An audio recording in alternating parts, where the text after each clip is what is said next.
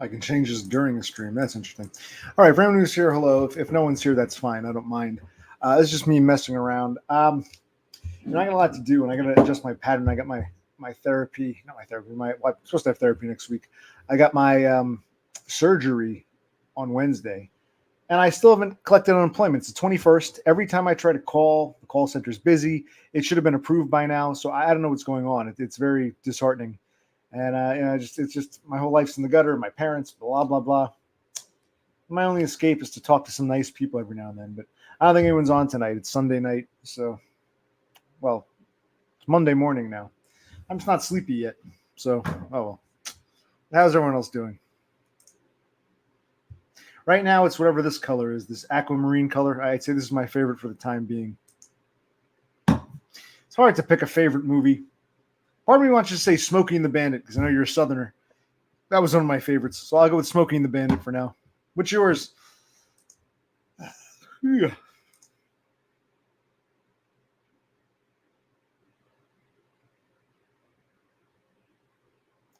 I don't know if did you watch my videos. I was fired.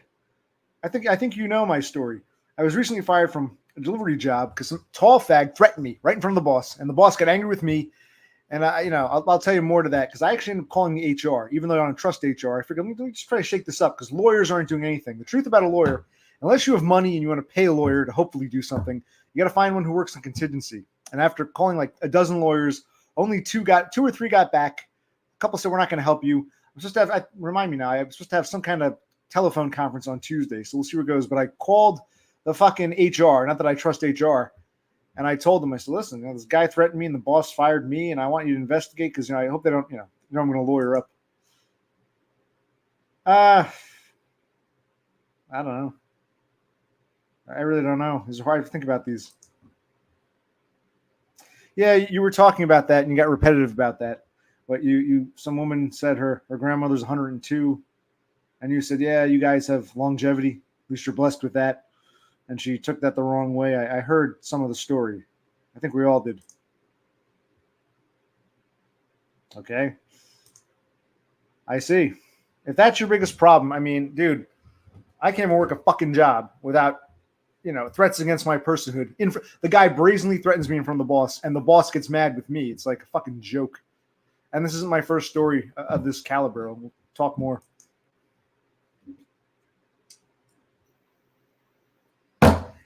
I think I wanted to be a cartographer at one point because I like maps and shit.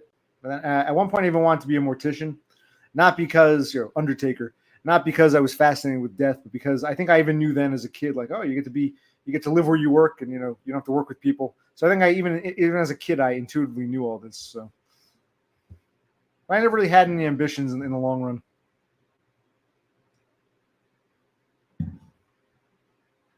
Okay, well, thank you everyone for joining me. I was painting a garage door, but I didn't finish because I got up so fucking late in the day, and by the time I started, it was getting dark. So I don't know. At this point, first of all, if I can't work with these dudes without at least one fucking crazy tall fag threatening me at a fucking auto parts job, can I deal with a bunch of fucking truckers? I don't know. Because I'm so abnormal socially, I'm not sure. Plus, I have to get a CDL, learn how to drive a truck. I used to take in trucks in retail and watching them back in and shit. Do I want to learn all that? Do I have the mental capacity now after all I've experienced to try to get a CDL? So not really, no. Thinking about trying this Amazon Flex or whatever, even though it puts a lot of wear and tear on your car, I figured, well, this way I won't have a boss per se. So one of those Amazon Flex or one of those Uber Eats or something like that, some kind of livery job. I'm thinking about it. Oh, you did watch the video. Good. What other questions did you have, Frog? This is your hour. It's you and me tonight. Or not. I won't stay on too long.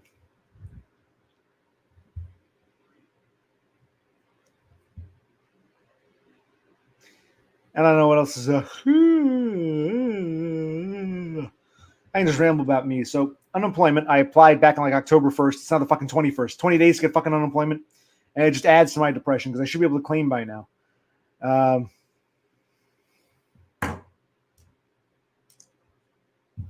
What do you mean a chance at life? Like if I can go back in the past, or what are you asking me? A chance at life? What does that mean? A second chance at life? I don't know. Because even if I could do things differently, if I'm aware of everything that happened the first time, I'd be aware of realities. Even if I could prevent them, I'd still be aware of the truth. Well, are you diagnosed with anything? Yeah. I would say get diagnosed with something.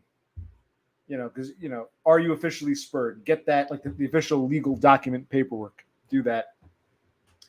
If someone threatens you with any kind of physical violence or attacks you, call the police. Even though the police don't give a shit about you, you need like an outside report. Tell them I want an outside report. Make sure you always do that because you can't trust the companies or whatever. You always have some outside report. I don't know. Try to get a chick now if you can. Or, while you're still a teenager. You're only 19.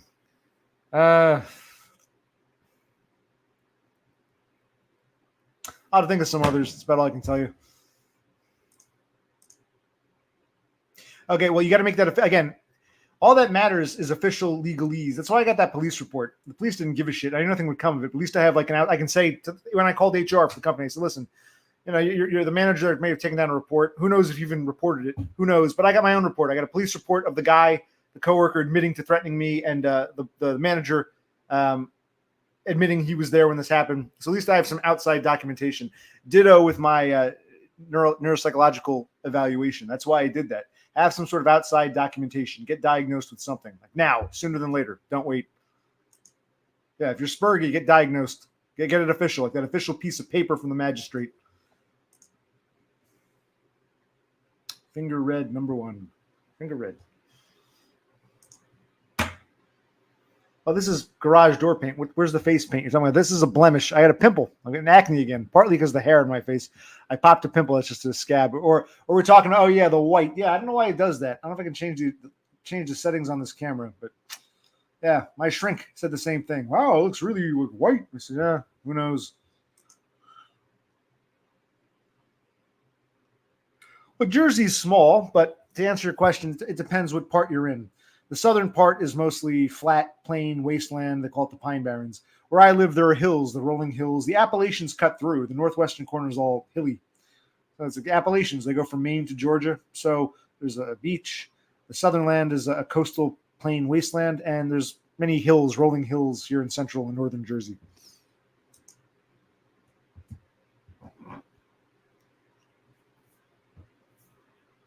I think it was mainly that. Also, my fucked up childhood. And it's like, it wasn't just something in the past. This is still happening after my recent experience. It's like, it's insane. It's fucking insane. Yeah, I think that was a big part of the reason for the PTSD. I'll have to read that. The report was like fucking, guys, like close to 20 pages. And I managed to get the neuropsych to write me a much shorter compendium, a 2-page thing. Thank God. So I just have like the 2-page one that just simply lists my diagnoses. Yeah, it was a long report. And I don't feel like reading through it again. But yeah, I think this is the workplace stuff.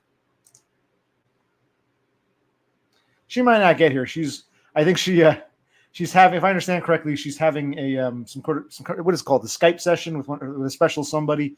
I don't know the details. Yes, the elusive Pepsi.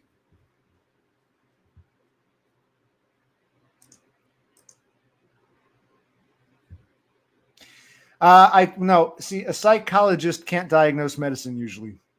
A psychiatrist can. So I see a psychiatrist every couple months just for free meds if I can get them.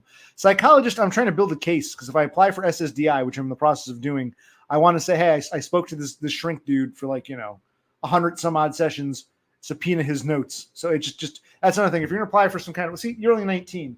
In my 40s, I want to apply for SSDI because I've paid into it, Social Security. But I'm going to need they wanted to when you do that, you got to give all doctors. So I can say, okay, here's the neuropsychologist who diagnosed me. Here's the psychologist I currently see. I've been seeing once or twice a week because they're going to say, if you're trying to claim mental problems, well, how come you don't see a psych? If you saw a shrink, that would solve your problem. So that's the main reason I see him. Because to have documentation to apply for NEAT bucks. Psychiatrist for meds that also helps. Psychologist mainly to have some kind of documentation to say, yes, yeah, I'm nuts. Don't just take my word for it. Swedish meatballs. To me, the whole term is a misnomer. Swedish meatballs?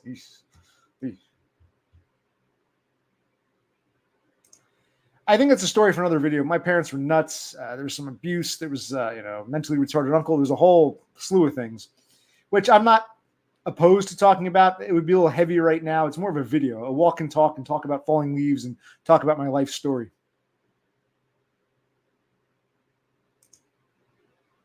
But yeah, just did. And my parents are still a fucking thorn in my fucking side. I still felt dutiful, even though they're bad people, and they're still trying to fuck me over. They're just bad people.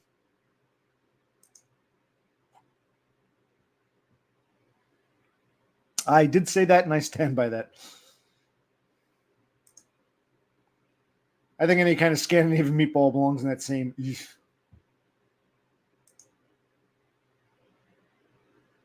Are you talking? I wasn't angry with you, was I? I don't recall.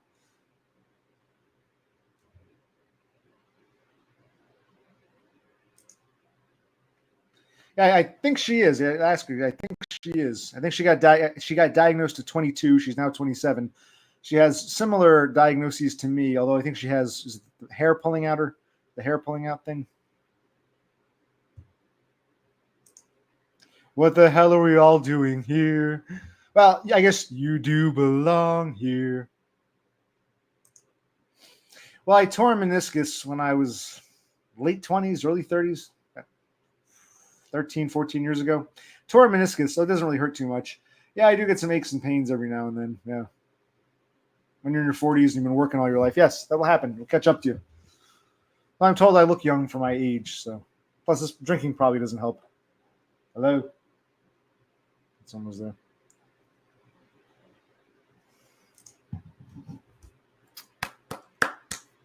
Do you get paid anything by the government, or you just, you get some kind of stipend for having your diagnoses? Does going to adult kindergarten help you stay, or you have to go to adult kindergarten to stay on this your neat bucks, or are you doing it to try to get better, or what? I don't think I would, but you're only 19, so you might be like the kind he's interested in, so you can see if maybe you should consider trying. Would you consider it? I mean, no judgment. Yeah, I'm not even sure what the levels mean. I forget the whole level thing. The term was not used, and no American I've ever watched or read about mentions levels of autism. I was just diagnosed autism spectrum disorder. I probably would have been Asperger's before they merged it all together. Or what's the other one? PDD-NOS. I would have been one of those two, either Asperger's or PDD-NOS, but they merged them all together, and it just says autism spectrum disorder. It doesn't quantify or qualify levels. Well, then let me ask you about this. Why do you go to the adult kindergarten? I mean, are you required to? Did your doctor insist upon it? Did you have some kind of breakdown? Did your mother want you to go? Did you elect to go? Did a shrink suggest it? Why do you have to go? Why do you go? Do you want to go? What makes you go to adult kindergarten? Was there some reason, or just?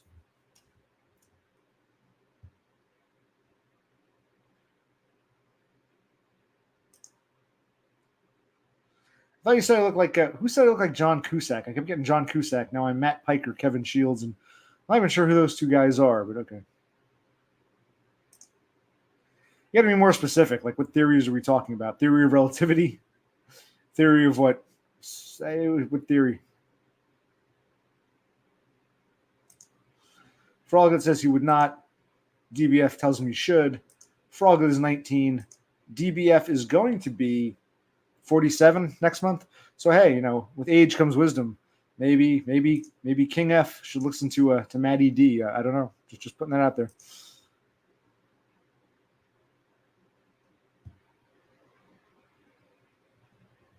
Huh.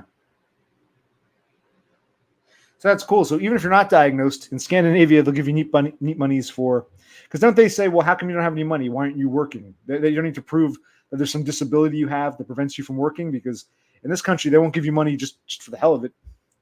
So it's kind of interesting. But then why do you go to the adult kindergarten if it's not required?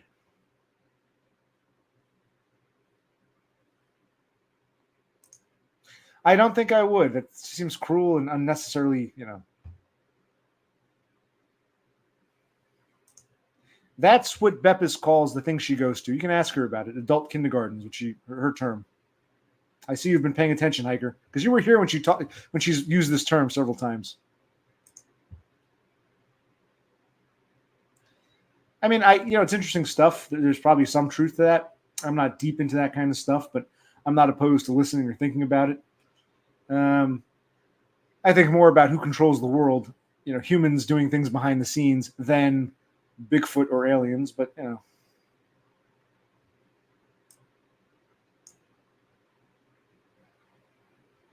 Hmm.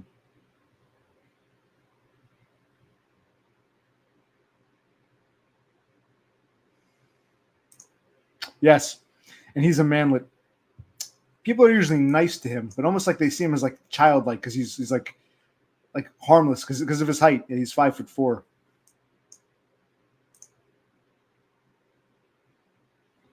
That's cool, but why would anyone go to adult kindergarten if they don't have to?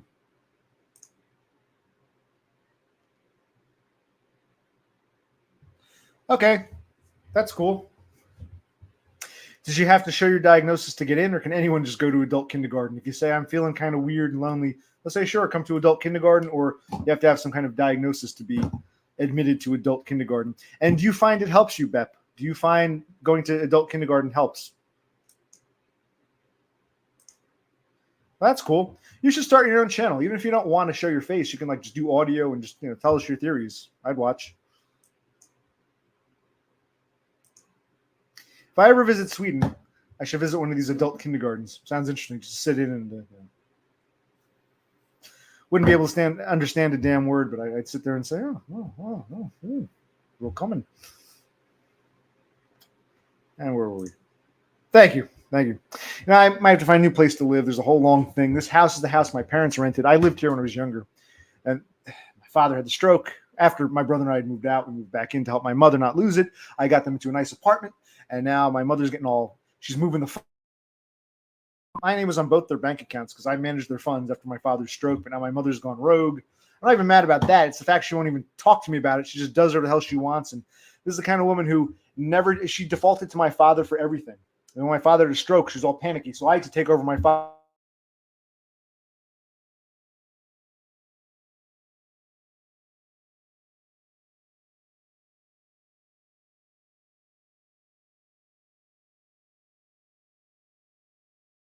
I'm getting nothing. It just went black for me. Did it go black? I got this sort of Wheel of Death black background. Where were we?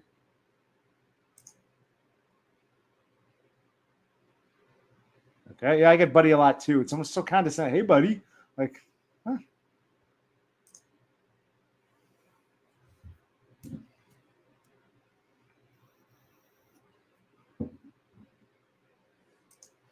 Well, nothing too hard and heavy. I tried some marijuana in the past, but I never liked it. Just pills, really. A lot of people do drugs when they have like allies, and friends and shit. You go to a party and someone wants to, I never really had anyone. So I can drink beer because you can buy beer, and I can vape and smoke cigarettes because you can buy them at a store. So no, nothing hard or heavy that I can recall.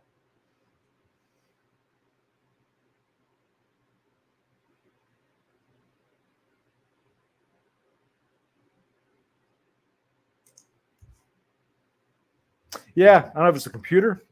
I don't know if it's the internet connection. It could be the feds because I'm more high profile than you. So they're trying to tap and interfere. Your streams are ignored because you're playing video games. So it's probably some sort of, hacking or something. The more, therefore I am better than you because they actually want to hack into my stream and they don't care about your video games.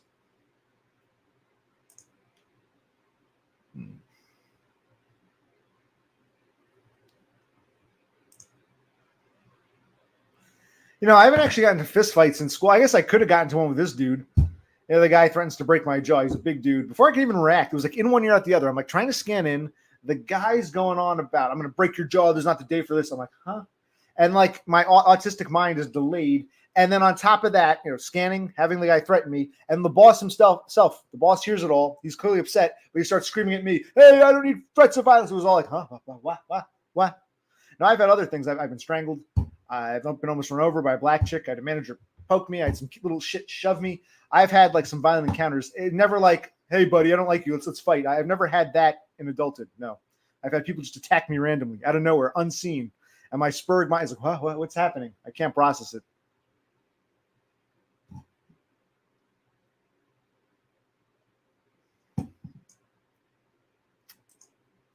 Limited. Some might call me a near cell. I would say limited, but it's been well over a decade since I had any female attention. I've never had a girlfriend, never been in any kind of long-term relationship. When I was in my 20s, I used to hit on girls, and most of it was disastrous. Once in a while, you get the interest, and there was some minor experiences, but I never had the, I'm in high school or middle school, and here's my girlfriend. These people, normies, they just have like girlfriend after girlfriend after girlfriend, and they get married. I never had that linear, and I kind of gave up at some point, probably in my later 20s, early 30s. I just said, well, this clearly isn't working for me. So I've been to Canada and Mexico. I've been to 49 of the 50 states. I've never been to Hawaii. Never got to Hawaii, but I've been to all the lower 48 and Alaska. I've been throughout most of Canada, and I've been to northern Mexico, like Baja California, Chihuahua, Tamaulipas, Nuevo Leon. Didn't go to Sonora, but I went to all the other states that border the U.S., and I went through most of Canada. I did not go to Northwest Territories or none of it, or Newfoundland, but I went through from the Yukon Territory to Prince Edward Island. I've seen most of Canada. So U.S. and Canada and northern Mexico. No, I don't think so. The house is insulated enough to know you close your bedroom door, you don't really hear much of anything. In fact, I apologized to him last night because I said, listen, I was streaming. Was I being a bit loud? Did you hear me? Because right now, there's no door there. And he said, no, he slept through it. So it's plus he usually in our rooms, we have those fans and the fan blowing. So the fan muffles the sound. So the answer is no.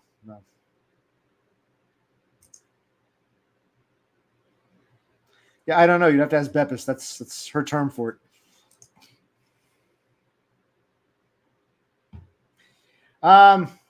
Yeah. When I was my mid-20s, I think I twice. There's another chick I fingered. But so I don't wake my brother up. But it's been, we're going like close to 20 years here. So I think it's safe to say involuntary celibate at this point. I don't think I ever peaked. Even as a kid, I was a weirdo. Because it's more than just sex and girls. I think it's what a lot of people here get hung up on. It's like the way I'm treated in life. I can't even hold a fucking job without some bizarre bullshit. Like, it's not just the fact that the guy threatened me, which is weird enough because everyone else goes to work. No one threatens them. They don't get threatened. They don't threaten people. Not only do I get threatened with violence, but the boss sees the whole fucking thing and does nothing. It's like weird shit like this just always happens to me. How am I supposed to function in life? So, yeah.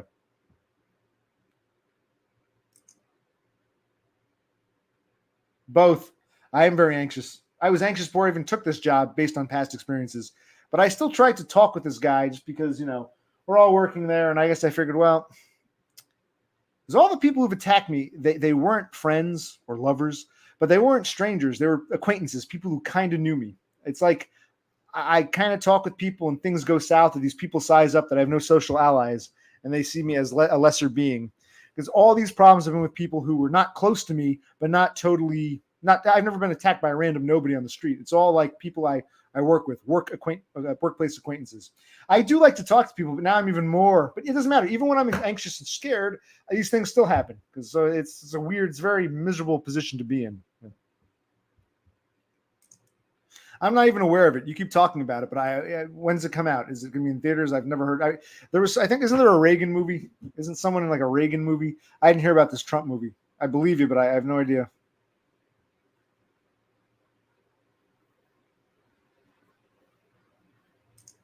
She is, but she's not answering. She doesn't like your line of questioning. I used to go to massage parlors, but it's like something, it's like you could, it's not like essential. Next, you're going to ask me if I want to go to a ladyboy house and get some pussy. So I already know where this is going, but.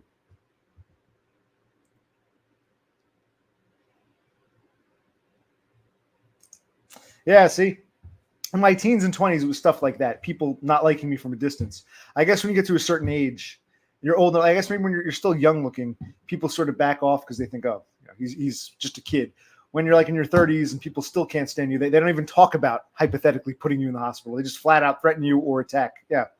Well, that's the transition happened. Be careful, Frog. Get diagnosed now and get police reports. Even though I don't like police, just get something official that's in your hands on your side, not just a report from the fucking company that doesn't care about you and is working against you.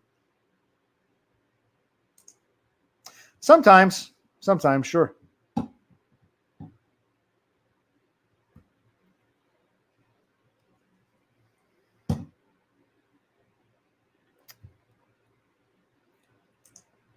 Well, what is your background? Are you mulatto? Are you Hispanic? I forget. I forget who's who. I know Cthulhu Sloth and Chicken Dinner are both what they call Chicanos. They're Hispanic, Latino, mestizos, but American-born from the Southwest. What was your backstory? I forget. Maybe you didn't tell me. I know you're 5'7". You're only 19. You're from down south somewhere. Are you mulatto or what's your deal, Froglet? What is your background? Tell us. Now, I've heard of the TV show The Apprentice. I know there's a movie, but I know so.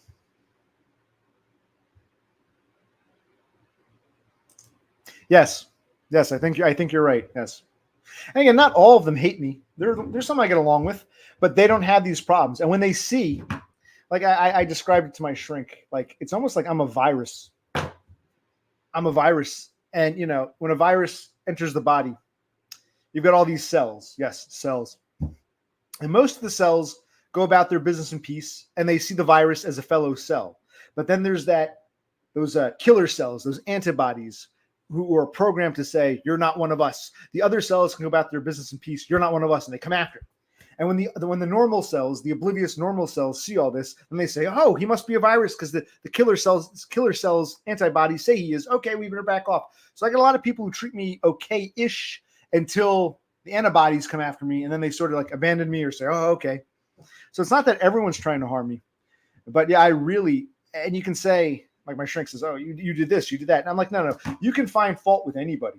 We all have annoying qualities. It's easy to say, "Oh, well, maybe you stopped for a tea, that's why the boss didn't like you." Yeah, but when the other guy stopped at McDonald's, the boss didn't give a shit. So it's not like I'm the boss. Anyone who stops is on my shit list. Otherwise, we're neutral. No, it was I'm the boss. I don't like him. Therefore, anything he does, like the stepfather or the pain in the ass football coach, I'm going to get him. I'm going to show him. He had it out from the get go, and I think the tall fag picked up on it. Plus, they let the tall fag get away with murder. They never. I'm like, he behaved in ways that if I did, I'd be fired. But the tall fag was. I wasn't the only one he bothered. He bothered that one foreign guy who they fired for unrelated reasons. He was bothering the rock star guy, and the rock star didn't like him. Didn't understand why is this guy allowed to act like this.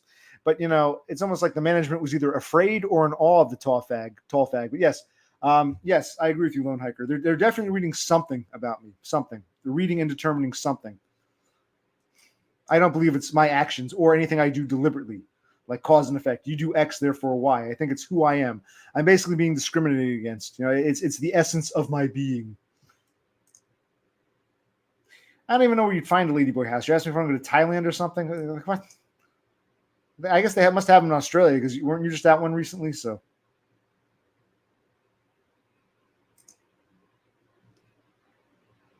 Frog, I'm sorry, you're black or mulatto, or what was your backstory? Did I miss that?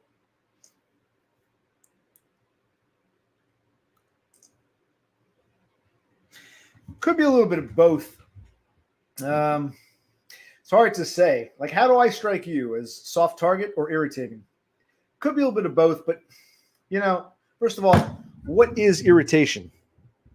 Because anybody can irritate anybody, but the truth is, like if a friend of yours says, "Hey, did you gain a little weight?" You might be irritated, but he's your friend. You'll say, If someone you can't stand for whatever reason, someone you don't like to begin with, says, "Hey, did you gain a little weight?" You think, "Oh, I really hate this guy now. I hate him to begin with. Now I hate him even more." So it's almost like they hate me to begin with, and then therefore anything I do that any slight human flaw, because we're all human, is therefore grounds for justifying irritation. So yeah, maybe I'm a soft target. I don't know. Or they just see, part of the target thing is, I guess, because I don't connect with people the way people connect with each other, so I have no immediate allies. So for those people who want blood, I want to fuck with people. They have enough wherewithal to realize, well, I can't fuck with that guy because he's friends with the boss, and I can't fuck with that guy because he's got a lot of friends here, and I can't fuck with that guy because he he's one of the best workers and everyone loves him. Oh, but that guy there, occupational clique, doesn't see. I don't think they intellectualize it. They just realize, okay, he doesn't have a social group around him. Okay, good, he's out in the open. So yeah, I guess in that sense, I'm a soft target because I'm out in the open because I don't have the social allies. You never answered my question. You said you're brown. Are you Hispanic? Are you American Indian? Are you Arab or Indian? Are you actually, 7-Eleven Indian? Are you mulatto? We're just curious. What's your ethnic background, your racial background? You go to a neuropsychologist. Look up neuropsychologist.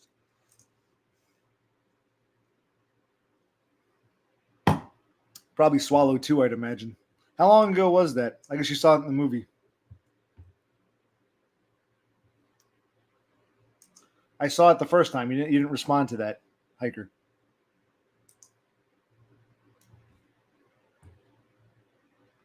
So I'm sorry. Are you a quarter white, 3/4 black, or 3/4 white, a quarter black? Because if you're mostly white with some black in the mix, quarter black, that would make you a quadroon. Or are you mostly black with some white? What are you trying to say? I'm technically a quarter mixed. So you're what? Quarter black or a quarter white? I'm not following.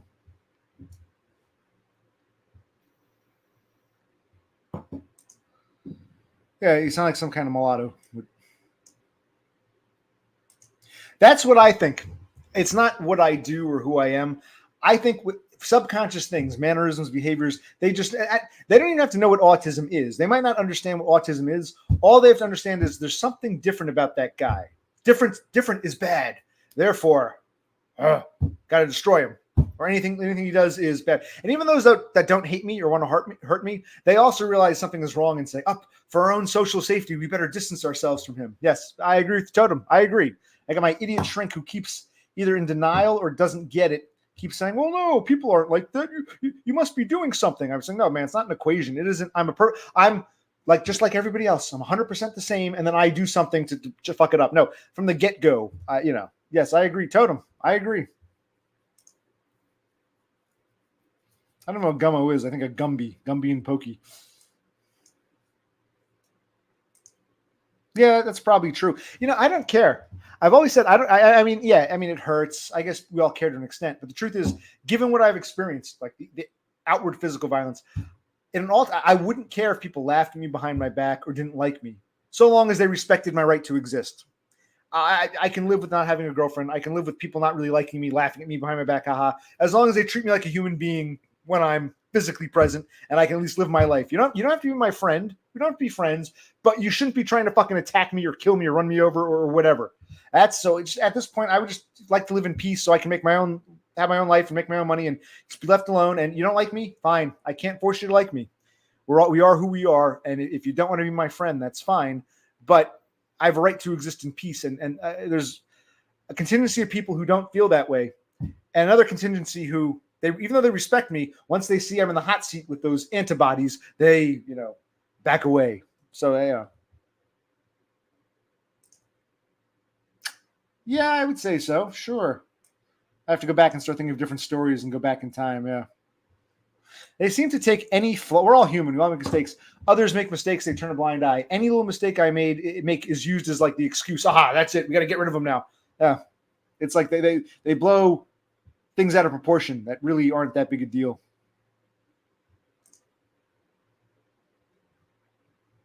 Are you reading this, Lone Hiker? Bepis goes to adult kindergarten wherein they eat breakfast. After breakfast, they take a walk or go to the gym. After everyone does their own thing, could be crafts, play video games. I'd like to go to adult kindergarten, but even there, that's another thing. I've worked with people who I suspect or realize are autistic, and they're also problematic in a different way than the normies. They also don't like me, but it manifests differently. I've had problems with fellow Aspies as well, but Spurgs, but in a different way.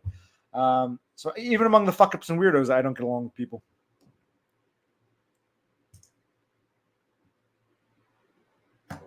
You said you were a quarter black or a quarter white? You're white and black mixed?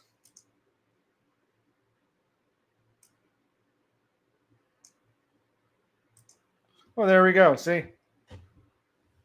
Like you can tell someone is a Spurg too and fucked up too. But even they act weird and hostile, but in different ways. It manifests differently. Like, the normie hostiles want to break my jaw.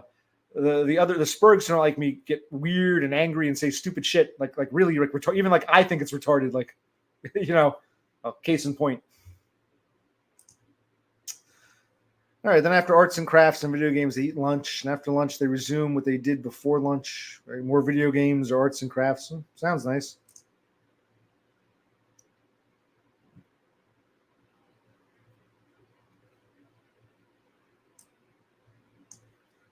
See that?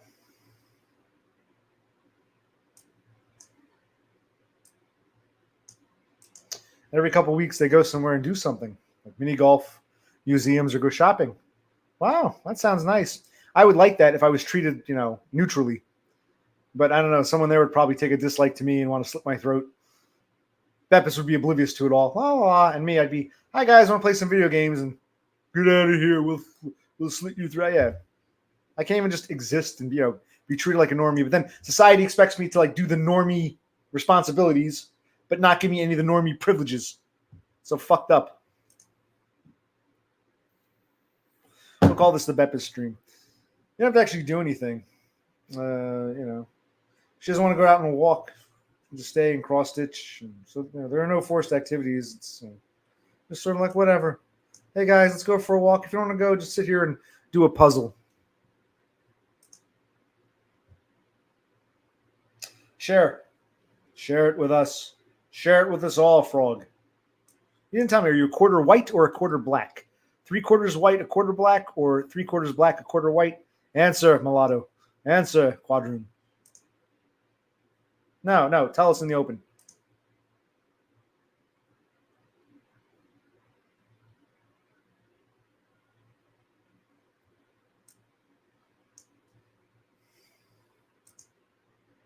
Okay, so so when you're getting bussy, you're getting those escorts. Okay. But why would you pay that? I mean, why not just get a real woman at that point?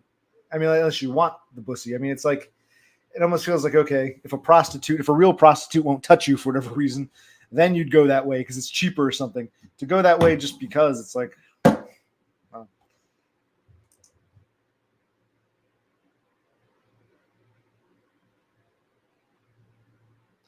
What is the site? Share it.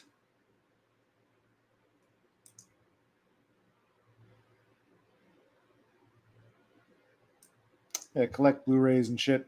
He's going to sell all that, though, when he moves to Australia. He doesn't want to bring all that with him, so he's going to sell it. Maybe you can buy it. He'll ship it to Australia. You can buy it from him.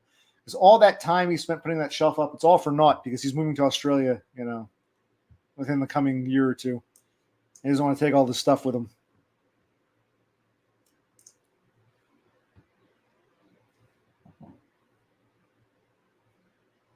Yeah, this is true, but it's almost like there are people who annoy me and people who I don't like, but I respect their right to exist. Why can't people respect my right to exist? We don't have to like each other, but there's a certain line you don't cross. These people have no qualms crossing that line with me. They don't cross this line with just anybody. It's not like they're totally crazy and they're attacking everybody. They know they understand the line. They respect the line, and I respect the line. We all respect the line. But when it comes to me, they feel the line doesn't apply to him. We don't have to respect the line when it comes to him. We know the line, we respect the line, but not with him. He gets to be the exception. We go after him. That's what it seems like. Message it again. And by the way, you didn't answer my question about the white-black admixture. I answered all your goddamn questions. So yeah, answer these 2 questions.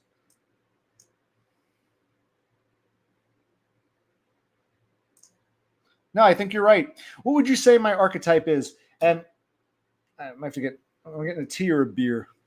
I don't know if this to be another long one, but this is nice. Just talking to people. So I'm running low. I might need something. I'm not quite ready for bed, but I can't be up till fucking 5 a.m. again. Well, I probably will be.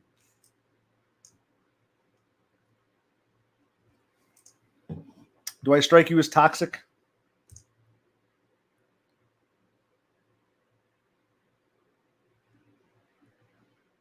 Now I'm confused. Are you mostly black? You're a quarter. I don't understand. A quarter Native American. Where's the some European? You're mostly black. And where was that site, that website?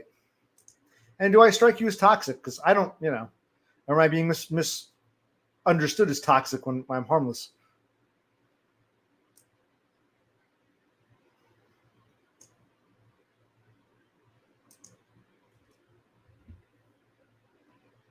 Yeah, but you still work for that. You went back to that job. Now you're in the guardhouse. You're not driving the forklift. You're not ordering parts or whatever, or inventorying parts, but you're in the guardhouse. So you're still back under the same hierarchy. I agree, but you still have to interact with them. You still, to some extent, you can't just because not interacting with them entirely could also lead to problems. So it's like a damned if you do, damned if you don't. You can't not interact with a coworker, 100% of the time.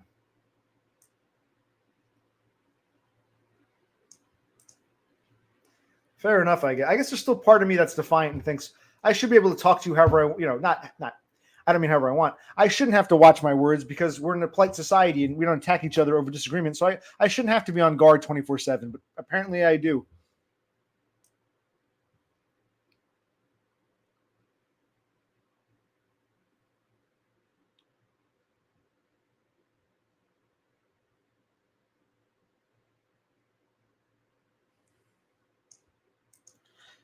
Is there? I don't know why I can't see your messages. I'm doing this through the StreamYard thing. It's possible. Is it? How do you live chat versus what's the other one? Top chat. I don't know. How does it work in this? Hold on.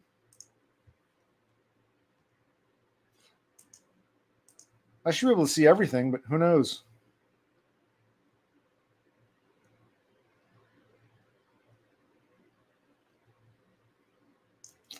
I'm not seeing it. Try again.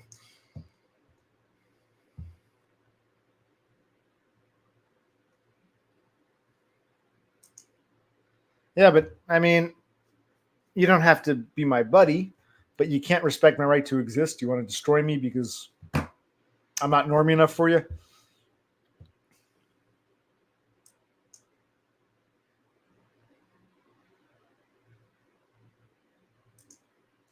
Sorry, see that? So, do you have any black ancestry? I thought mulatto or quadroons would be black. So you're a quarter native and 3/4 white. I thought you had black in you. You're only. So you're saying you're quarter native.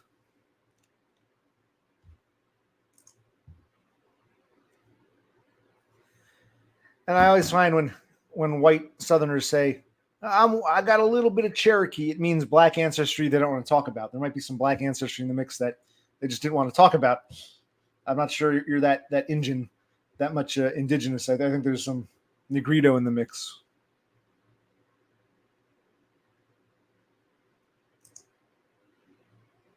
You should get one of those tests, but more importantly, you should get diagnosed by a neuropsych. Yeah, I thought about it. I said, what the hell? What the hell? Yes, I'm live, Sloth. We've laughed. We've cried.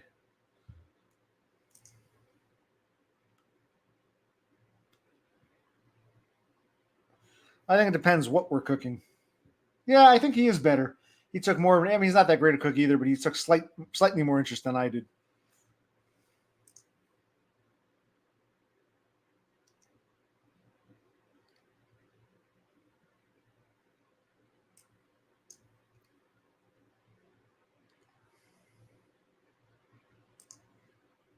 Okay.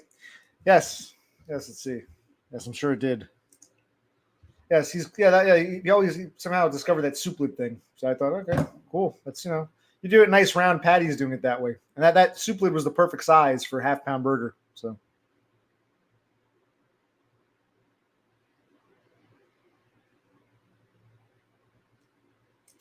All right, so talk amongst yourselves. I'm gonna get my. Should I get my tea? Is the kiss of death. That's why I can't get up.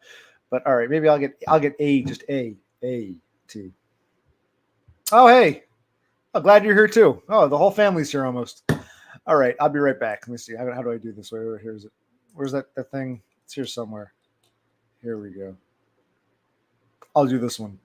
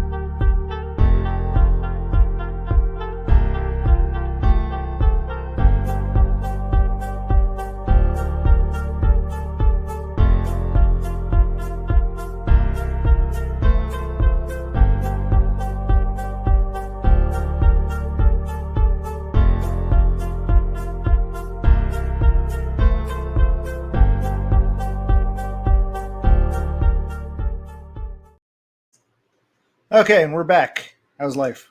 Where were we?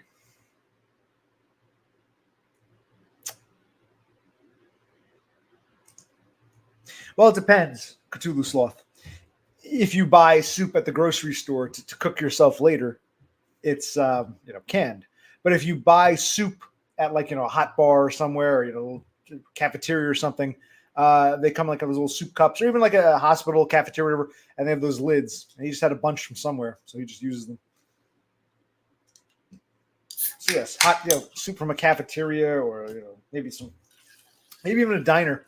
If you go to a diner and you get a soup, and you say, "Oh, I can't finish the soup," doggy bag it. You get one of those soup little soup cup bowl things, paper. Well, maybe not in Arizona, but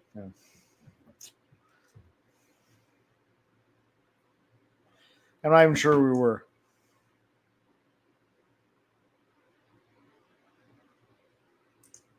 Yeah, but the soup lids can be used, to shape a hamburger patty. So it's not about the soup; it's about the soup container. We're talking about the container, more specifically the lid. Even more specifically, the lid with the top part popped out. So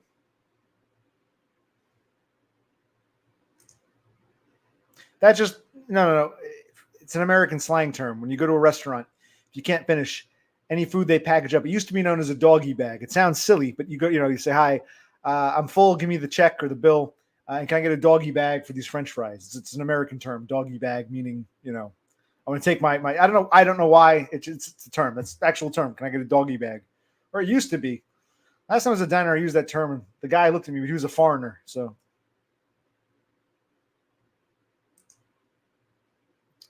Okay, that's cool. You probably got it in a porcelain bowl or cup. Well, it's hard to say. It depends on what I'm in the mood for. I'm trying to think. What's some of my favorite foods? Oh, by the way, Tim, I'll upload the video. My brother and I did a little experiment. I took the grill from the plate, the grill plate from the charcoal grill, and I put it on top of the stove top. Two burners, but I put a little tray, this metal tray underneath. So almost like propane grilling. I grilled up some steaks and pork chops on the stove. Very smoky. Had a little bit of a grease fire. No burn this time, but came out phenomenal. It was delicious. The steak, even the pork chop. I still have some left. I'll upload that video. I like a lot of meats. Meats, that's probably my favorite dish. Some kind of potatoes or steak and potatoes.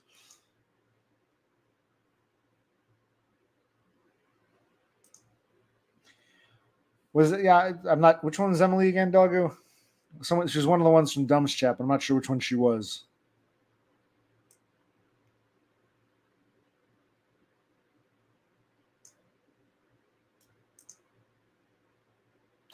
Yeah, I was always taught, you finish your meal. There are kids starving in China. I've noticed though, I've gotten older. I'm in my 40s. I feel hungry, and I think, okay, let me go. When I can eat a whole bunch of stuff, like I used to in my 20s and 30s. But I find I get fuller faster now. In the past, I go to eat a hamburger, some French fries, some ice cream, get some, a side of soup, maybe a side of mozzarella sticks. Now I feel the same kind of hunger, but when I go and I order that stuff, I start eating it. At some point, I realize, oh god, I'm starting to cut back. I don't eat as much because I get fuller faster.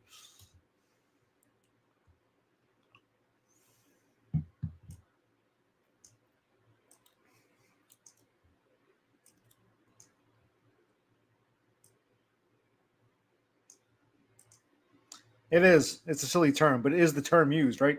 At a restaurant, oh, put this in a doggy bag.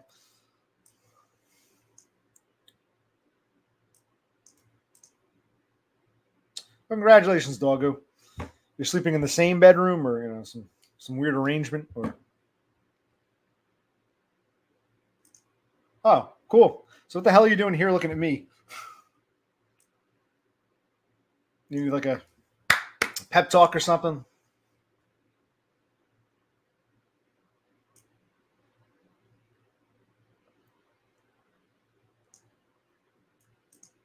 Well, if Chicken Dinner shows up, you can ask him because I have no idea. They're starving back in China, so finish what you got. That's a throwback to, I guess, the Maoist revolution takeover in communist China. kids are starving in China. You'd still hear that expression. Again, that's cool. We're happy for you, but why would you want to look at me if you're about to go do that? Right.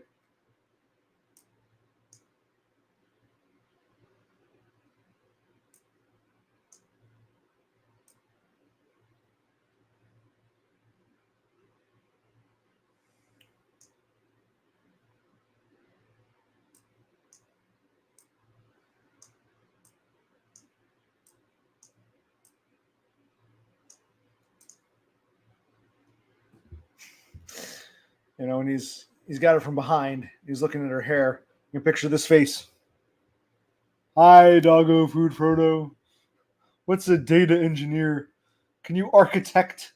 Can you be the architect of the database of quality assurance? And that'll get him even harder. And he'll pump in a little faster. So, for you, Doggo.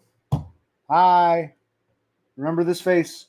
Let this image be burned on your retinas. Oh, I got a sexy blemish. We can pretend it's a birthmark. Well, it's a scab now, but yeah, it's a pimple I squeezed. Pretty prominent. Well, how old are you again? Your later 30s? All right. Even my brother, he's 4D. He still hasn't caught up yet. I told him another couple of years because it hit me something this past year or so. I just can't like I used to. So it was not in my 30s. It happened after I turned 40, maybe like 41-ish. So it'll hit you too. It'll suddenly come on. You know, it'll happen. Well, maybe not, but yeah. But no one tries to kill you or attack you. You know, you're treated. You're allowed to exist.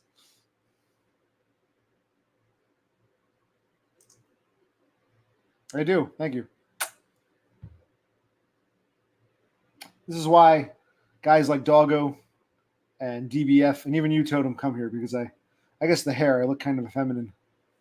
Ever since I shaved the beard off. Now, this isn't painted. This is my stubble coming back in. And yeah, this white light makes me look kind of like a geisha. I know. Cool. Thank you. I am flattered. You can see the blushing. You can see the blush, right?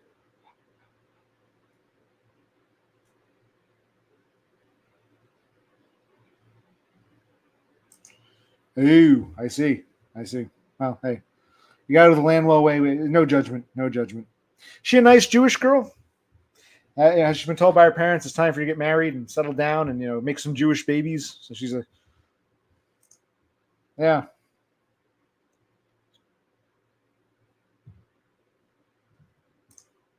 Yeah, but that's the thing. You go on rants and no one harms you. Me, I'm just standing there messing around with the scanner machine, and this tall fag, he actually ranted a lot. He would lecture me and others about you didn't stop at that stop sign. So he was obnoxious, and he got away with it. So maybe you a big dude hiker. You're like what? You're 6'5". You're the one that no one wants to mess with because you're just a big dude, and you harass people. And they're like, oh, okay, sir, yes, sir. Save us, security guard. Oh, you have been threatened. Okay, share some of your stories. We'd like to hear them. Okay, it's good to know I'm not the only one. Us Spurgs, we're like in jeopardy. Man, we're like it's dangerous. To be us, just to be.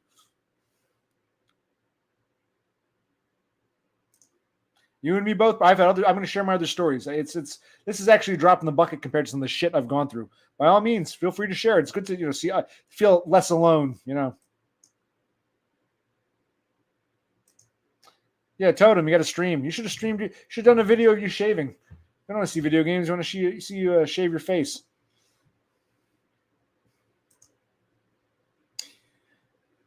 Yeah, did you report it? Did you involve law enforcement? Again, I don't trust police. Police don't like me either. I don't trust them, but I need an outside party to give me a statement. Did you,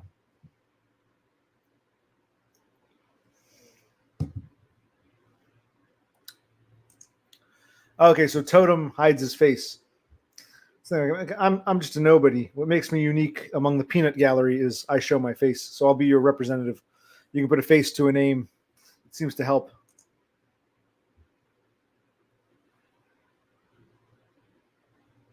Yeah, I think you mentioned that. And I'm not trying to trivialize that. But when he said that, even though it sounds threatening, it's bad. I'm not standing up for it.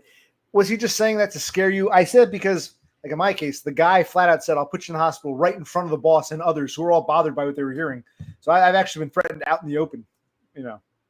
And I was almost run over once on purpose. This black girl strangled once in a liquor store, no less. In the morning, it's. I have stories.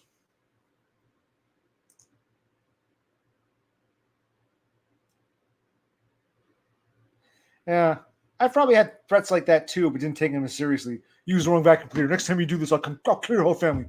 Like, I mean, that's not very nice to say, but that's not quite on the same level as I'm not in the mood for this. I don't care if I lose my job. I'm going to put you in the fucking hospital right in front of the fucking boss who's clearly upset by it. If someone's that cuckoo to talk like that in front of the boss, they probably would attack me. And the fucking asshole normie boss, retard. Someone like that's a liability. The boss should have fired him regardless. But hey, the boss doesn't like me. So if weirdness happens, it must be my fault, even though I'm the victim. Yes, you show your face, but you're not really part of this community. You're smashing your 240 pound, 275, whatever she is, your nice Jewish Stacy, or your Blossom. We'll call her your Blossom. That I'm sorry to hear. Did you not keep it on person? Did you leave it in a locker or something? How are they pickpocketed you? How would you lose your wallet? I mean, how was it stolen? No, you don't. Well, I've never seen your streams, but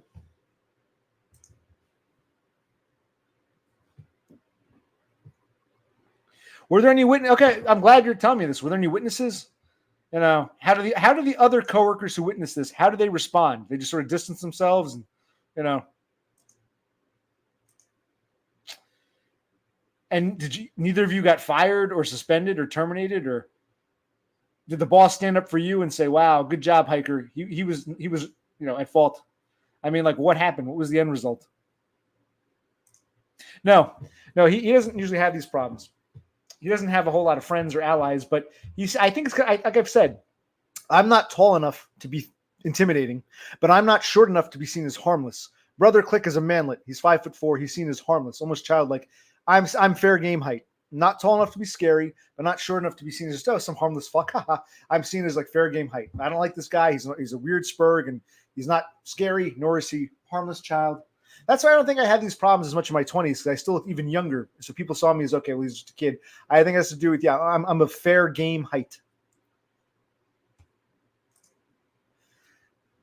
Well, are you a big guy, or is he your size, or is he a little guy? What happened? And more importantly, were there any witnesses? What did your coworkers think? Okay, yeah, share your stories, man.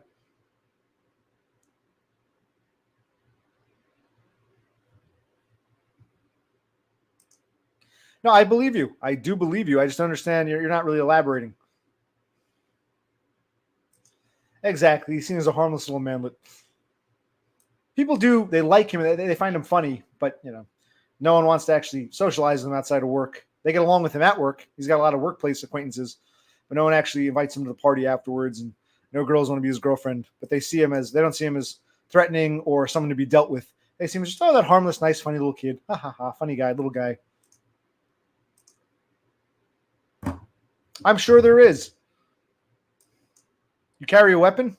Are you how big are you, hiker? You didn't tell us. Are you a tall guy, short guy? How tall are you? How big are you? Well, it's because of the height, the manlet. I think people instinctively see manlets, even if you're older, they just see you as, it's like, we think of children as short, adults are big. When I grow up, when I get big, when I'm big, I think it's like a subconscious thing that people do. So manlets, I think, do get kind of a pass. They're seen as somewhat harmless or couldn't be as threatening. Therefore, we shouldn't go after them because they're, not as threatening. They're almost, childlike in their height. I believe that.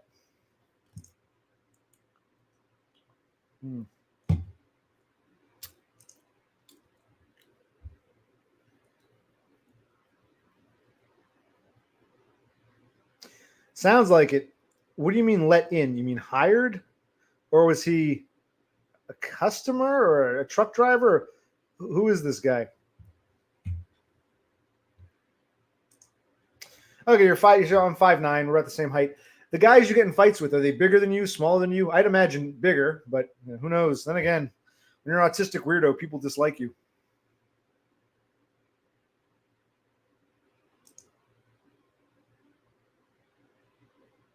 I agree, but that's part of the problem. It's not just you and the other guy. It's how the surrounding folk behave. Like in my case, it wasn't just that this giant 6'5", tall fag is threatening me. The others seemed to have his back, or not even have his back, but just think that I was somehow at fault or somehow I deserved it. No one said, "Wow, that's fucked up. That guy's nuts. Let's get rid of him." Sorry that happened to you, OC. It was just like they want to distance themselves from me.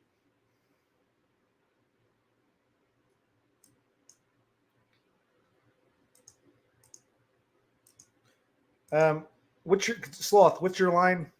What's your line? A foreigner, no less. See, a large, young foreigner is getting nasty with you. Wow. I'm sorry to hear that. It's good. See, I guess it's a common theme for us Spurgs. Well, not the tall Spurgs.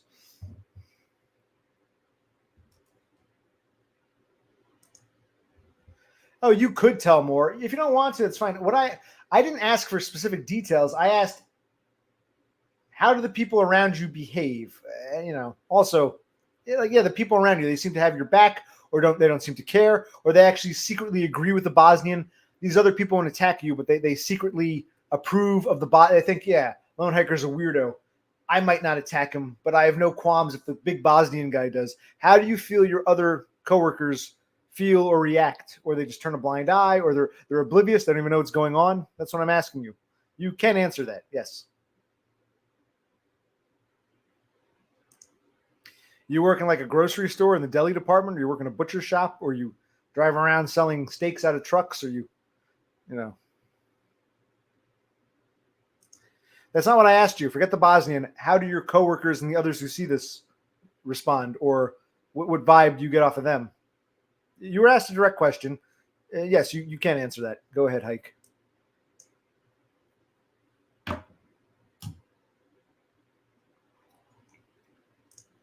Okay, let's not start detracting and going weird directions. While that's interesting, you should answer the original question at hand. None of this is doxing you or anything. I'm asking how you're giving me general, okay, you've had problems, people getting passive aggressive with you. No apparent reason other than they pick up on your spurginess. Okay, my question is, what about the third parties surrounding? You're talking about the hostile party and you. What about the third party surrounding? You can answer the damn question. Again, that doesn't answer the goddamn question.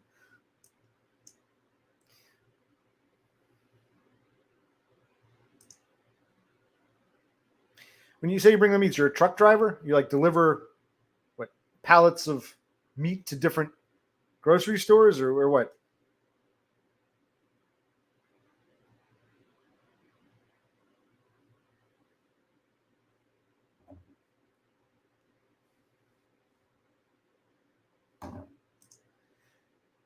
You see, Hiker, when I start to dislike someone, there's usually a clear reason for it. I like you, but why are you skirting? I asked you a simple question about the third parties who witness these things, and you keep detracting. And in this case, my anger towards you is because of your action. I don't hate you, but it's like, what the fuck? It's because of your action, not because I think less of you as a person. In this case, it's your action. We're getting along great, and now you're behaving like this. So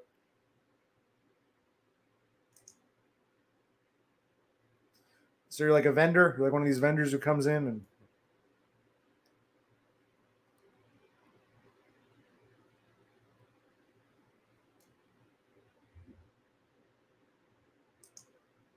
got to make some more hamburgers. I don't know if you hear when I said I'll put these videos up. I took the grill plate from the charcoal grill, and I took a flat tray, and I put it on the stovetop. It's the two Bunsen burners. I put the grill on top, and I fried up some. I didn't fry. I grilled up on like the stovetop, the oven. I grilled up some steak and some pork chops, and they actually came out heavenly. But a lot of smoke and probably not a good thing. And there was a grease fire. And I'm repeating myself now, but since you're a meat man, I'll tell you. Well, then why haven't you answered the question? I'm confused why you didn't. I asked you a question about how the third parties respond when they witness these things. Surely others must be aware of what goes on. Unless all this happens sub rosa or in secret, there've got to be others. I'm asking you how the third parties take your side, not take your side, turn a blind eye. Do they see, even though you did nothing wrong, intellectually they know you didn't do anything wrong, do they secretly agree with the hostile party? I'm asking you a very direct question that, What that means, Bep, is I don't know how it works in Sweden. In American grocery stores and presumably Canadian grocery stores, when you buy, in fact, wait here. You know what? Let me show you. You know what the hell? I'll show you while Lone Hiker thinks about whether he's going to answer or not. Someone else may answer, but I'll show you.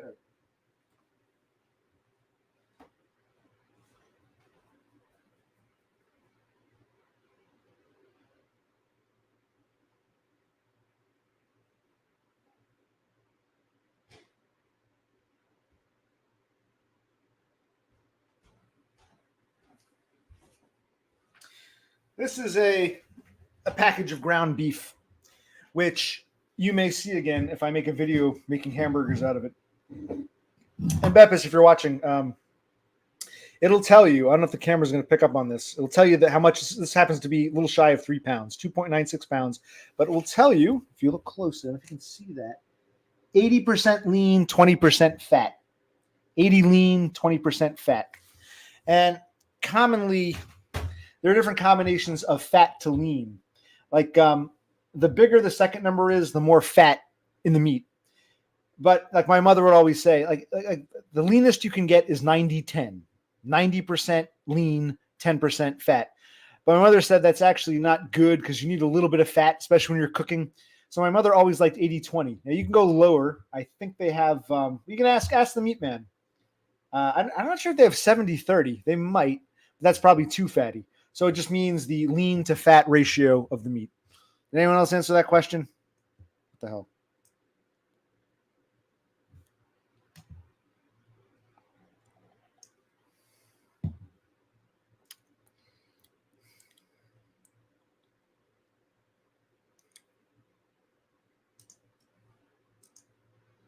Not really. That's actually, I mean, maybe we eat a lot of junk. That's actually fairly common because the 90-10, you might think, oh, the more fat, the worse.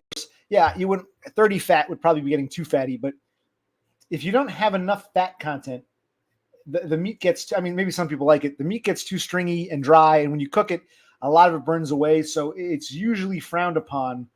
I mean, unless you really want to go lean because you need some fattiness to the meat. So 80-20 is fairly, I would say it's fairly common. It's probably the most common purchased one. Or is there what? 85, what's it, 35? Or 85-15 rather, duh. Yeah, 85-15 is also, yeah. So yeah, 80-20, 85-15, maybe 85-15 is more common. I don't know.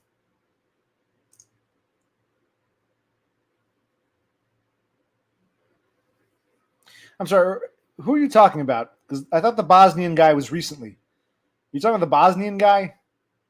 Which one was this? Did I miss something? No, I thought recently you were having problems with the 19-year-old Bosnian kid. Now you're going back to 2011. So who are we talking about here? I can't follow who the hell you're talking about. I know it's not to my satisfaction because that's just one story. We're not even sure which story that you're talking about. No, it's not to my satisfaction.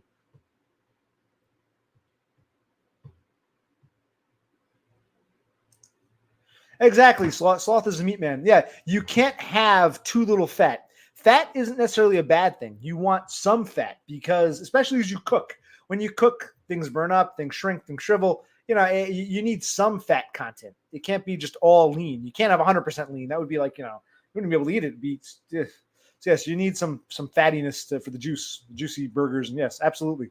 Or it'd be too dry. I'd imagine like if you had something like 90, I don't even think they even sell this. But if you had something like 95-5, 95 lean, 5% fat, it would probably be so incredibly dry, almost like a jerky after you got done cooking it. So you need some fat content. Yeah, I would say 85-15, 85-15 or 80-20 are the two most common. I think 70-30 would be too fatty. But you really can't, I think those are the main combos, I believe. Ask the meat man.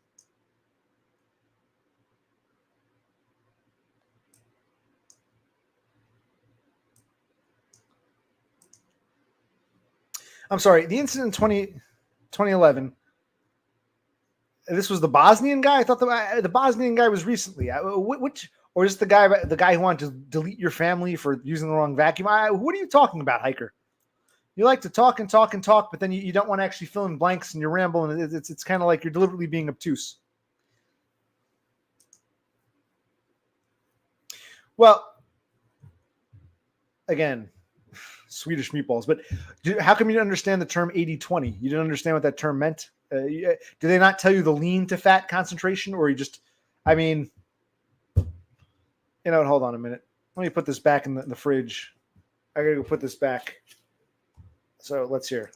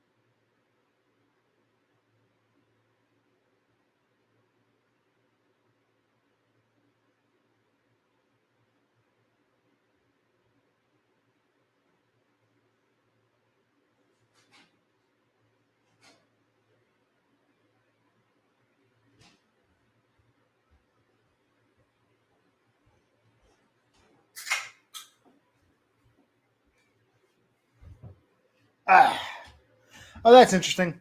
Oh, I forgot to loop it. So I guess after 60 seconds, it just comes back. So how much time past 60 seconds was I AWOL? I thought that was only about a minute. Maybe it was 2 minutes. I don't remember. I'll pour a little more tea, but I can't go nuts with the tea. How are you, my banana flies? How's everybody? Where were we? Was it banana fly? Whatever. I'm just trying to talk like your goddess, so you know. Oh, I still have a little more in here. Jeez. I have an addiction. All right, where were we? Okay.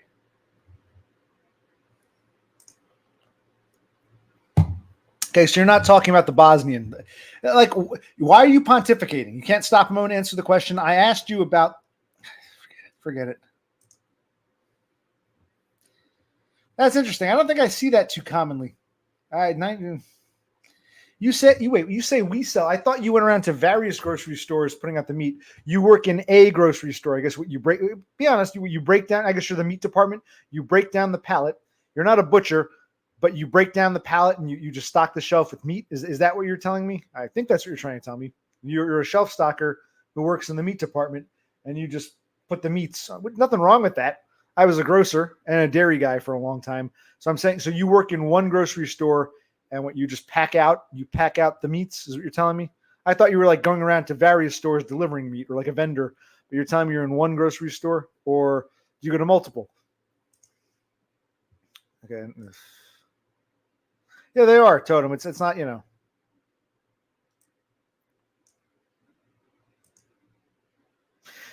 Well, first of all, maybe. I mean, I don't even know how to do that. Second of all, in order to do something, see, I could do it with a handful of people, but I don't have much of an audience. So not, like Todd, it was interesting. He used to, people would join his channel, his streams who he had quite an eclectic and broad audience. Some of the people didn't even seem to know who he was, but somehow they managed to find his live stream. I guess because he had a huge following to begin with and he was in the algorithm or whatever. So I don't have as much of a viewership, so it wouldn't be as practical. I mean, I might do it occasionally, but it's not like, okay, I'm going to stream tonight and I'll just take your calls for 3 hours because not enough people would come on. There are not enough people who even know who I am. So, I mean, it's not something I could do. You have to have a huge following. And I think when you have a bunch of people watching to begin with, then others come in because it comes up in suggestions. I remember Todd used to take calls from people who didn't seem to quite know who he was, but said, "Hey man, I caught your stream. What's this place about?" Hey, so yeah, but I don't have enough of an audience. So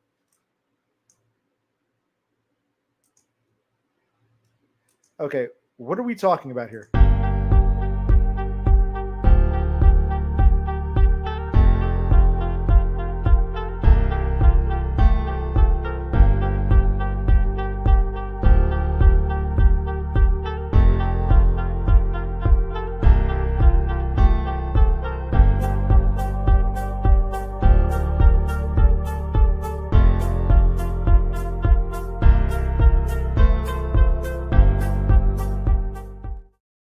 Okay, where was I? All right. Cthulhu Sloth says, I'm having a lot of fun with that countdown. What are we talking about here?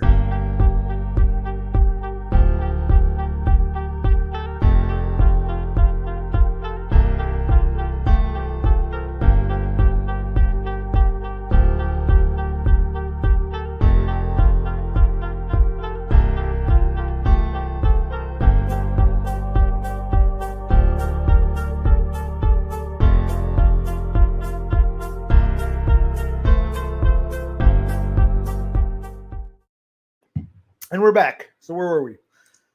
Totem says it is so suspenseful. What's suspenseful? Oh, are you talking about? Are you talking about? No, we don't have to go through that again. All right, where were we? All right. Where the hell are we? All right. So Lone Hiker is telling us a story, but he's sort of okay.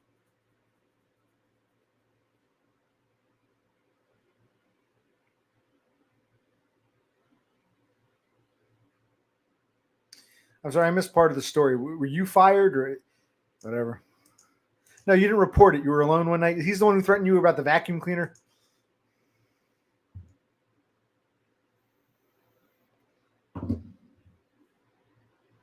Well, I guess, you're right. In some ways, it's kind of redundant. Why do you have to, 80, 20, put it together, it's 100.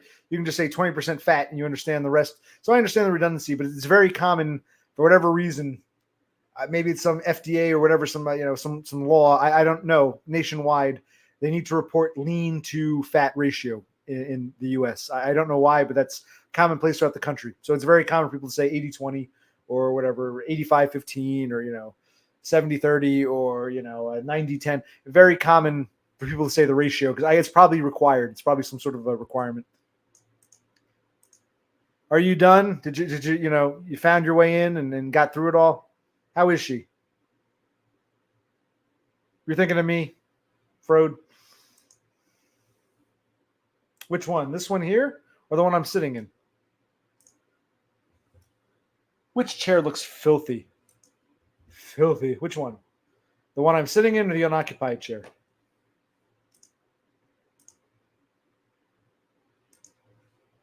Kind of. You got to go around the bookshelf, and the kitchen is actually the next room that way. So the kitchen's actually through this wall over here. You got to go around. There's another little room over there, and then into the kitchen. So kitchen's actually the next room next to the office. There's another. I guess this is kind of like this room is quasi partitioned. So you go around there. It's like a sitting room, and then behind that is the kitchen. There's a set of stairs right around the corner here. You go up the stairs. My bedroom's right there. So the bedroom is up and one over. Bedroom is above the sitting room or living, whatever you call it, living room. Kitchen is that way. My brother's room is above the kitchen.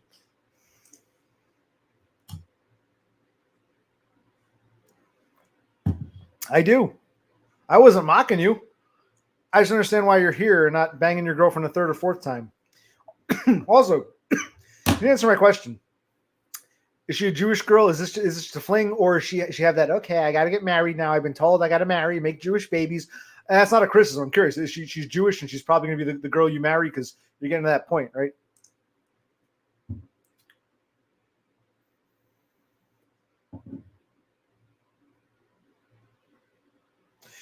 You still didn't answer. Where was your wallet when it was stolen? Was it pickpocketed, or did you leave it on a table? I'm not saying it was right for someone to steal it, but how was it stolen? Someone just grabbed it out of your hand, or did you leave your wallet unattended? That's what I understand. Where was the wallet how was he able to steal it or have access to it? Okay, yeah, we can say that's some kind of karma, but okay. Okay, you're a meek. Okay, yeah, that's fine. So you work in a grocery store. You take in the load, like when the truck comes, you got to get the jack, hand or electric jack, and you got to pull the truck, pull the load off the truck, put it in the freezer, and then later put it in the cooler, and later you got to break it all down. Is that one of your rolls? Put them onto, we call them U-boats here. I don't know what you call them there. Put them in the U-boats and roll them out and pack out. Okay.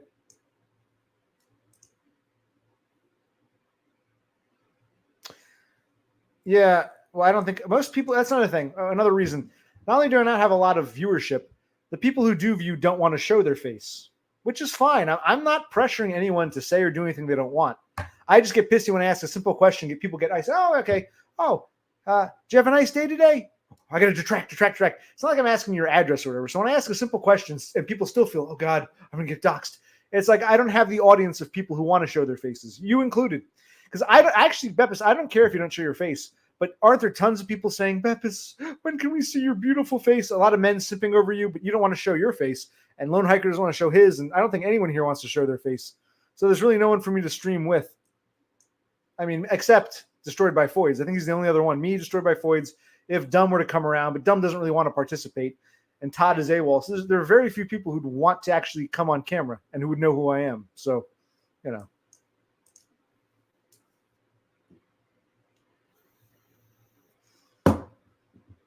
It's not your fault, man. It's the color of your skin, and she has her preferences. And that is funny, yes.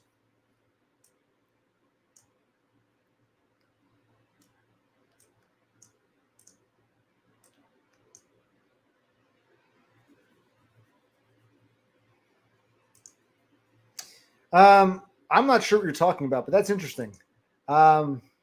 Speaking of timelines.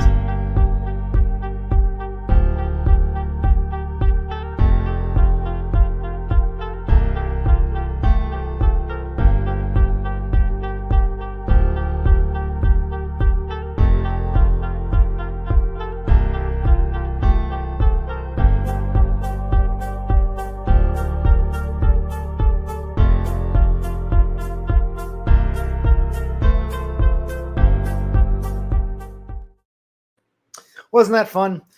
Now we've got Toucan Dinner, Chicken Sam, whatever his name is, who I'm jelly. He's a Chadriguez. He's 6'2". He gets girls flirting with him, giving him those IOIs. Not only that, like repeatedly, the same girl will come up to him multiple times, talk with him, laugh with him, flirt with him, basically beg him. And then when he gets to that one point, like the girl's like, come on, man, I like you. I want you. We've been flirting. What's going on? This is like the 10th time. I mean, what do you want? He runs away and hides. So I'm sorry you have this fear. Maybe talk to a shrink and figure out where it's coming from. But you're not an inkwell. And you're lucky. You don't want to be an inkwell. I wish I had your problems in life, man. Kid in the candy store at the countdown. Countdown? You mean this?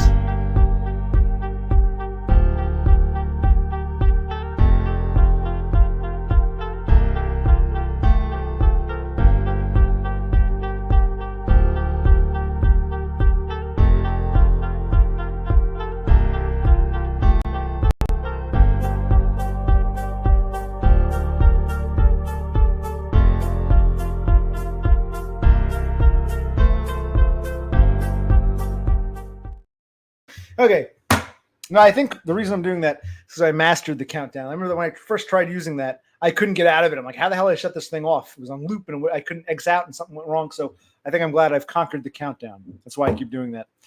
Or where was I? Well,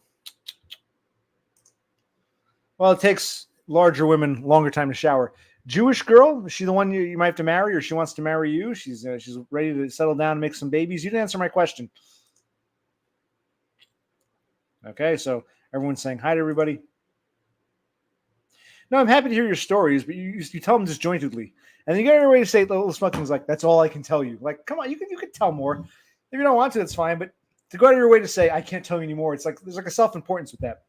We were talking about the Bosnian, and you went to a story about Tyler. But I asked, how do the third-party witnesses? What about the guy? Didn't some guy knock over your tools on purpose? And I got to imagine in a situation like that, some other witnesses must have seen it or at least heard it. If someone's knocking over all your tools, what did the other surrounder third parties? You still haven't answered the third party question. I asked for I asked a general question about how the third party observers react, and you went on a tangent about questions. Yeah, I think that's what's going on. So yes, she's still in the shower. Christ. I need to join her.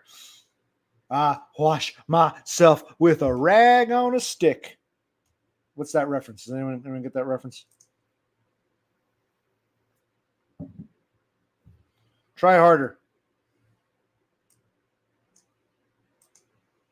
Yeah, well, Beppis wants you to come on the air, so you got to, for Beppis' sake, hike. Oh, it's filthy? Can you even see the chair I'm sitting in? Oh, I guess when I get up. what happened? You're talking about what's the filthy part? It's black. You're talking about this. What you're seeing there is glue. There was a this chair originally had some sort of black plastic trim in here, but it was always loose, and I ripped it out at some point. And this chair, I bought this chair at a Staples or an Office Max, one of those. I don't know if you have them in Sweden or Norway. One of those office stores. I desperately needed a chair, an office chair, because then the old one broke. And when I went to the store, this might have been this. I don't know when this was. Maybe not quite 10 years ago, 7, 8 years ago. I went in, and the way it worked is you can buy. They have a bunch of models that are pre-made. You pick the one you want, and they sell you a box, and you got to build your own chair, which isn't so hard, but this was the only chair of its kind. And I said, I like this. This is the actual model. I said, I like this chair. Do you have any? And they said, no, we don't have any in stock. Let's look it up. So I looked up in the computer, and they said, oh, I'm sorry. This chair has been discontinued. We don't make it anymore, so you can't buy one. And I said, well, you know what? I know this model is kind of raggedy, and I know that the trim is kind of ripped apart, but otherwise it's a beautiful chair. I really like this one. Can I just buy the model? Since it's been discontinued, you won't need it. And they're like, oh, if you can do that. And I said, well, can I talk to your manager? And the guy was like, yeah, he sold it for me $20. So this was a model. This is a pre-built model. It was a display that customers would sit in and try out, and then they would buy the box and build their own chair. And by the time I got there, apparently they discontinued the chair, but they left the model on the sales floor. So I just bought the model flat out. And I can't complain because I don't care what it looks like. The only people who see this chair now are you guys watching me stream. All I care is how comfy it is on my ass and how nice it turns. Of all the chairs there, this is the one I like the best. I said, I'll buy one. Like, oh, it's been, and the computer says we don't carry that anymore. We don't make it anymore. So I said, well, sell me the model. It's $20. I'll take it. Are you a germaphobe or one of those or what? It was in a tool chest. Okay. How'd you know who stole it? Were you there? Was there a camera? How'd you know exactly who took it? You had your suspicions, or? Oh, he saw you put it in there, but do you know for a fact he stole it? Yes, I would consider it. If I learn how to do it, I'll probably fuck it up the first time. Yes, I'll do it.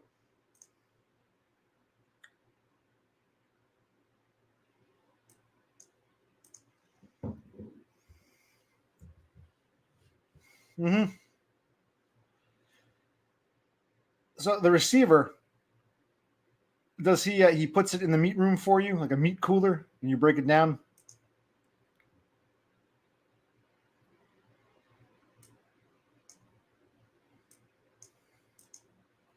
No, you don't know for sure who stole. You have your suspicions, but you can't prove it. Or you don't know for sure. You just think it was that guy. You're talking. You want me to stop? Stop what?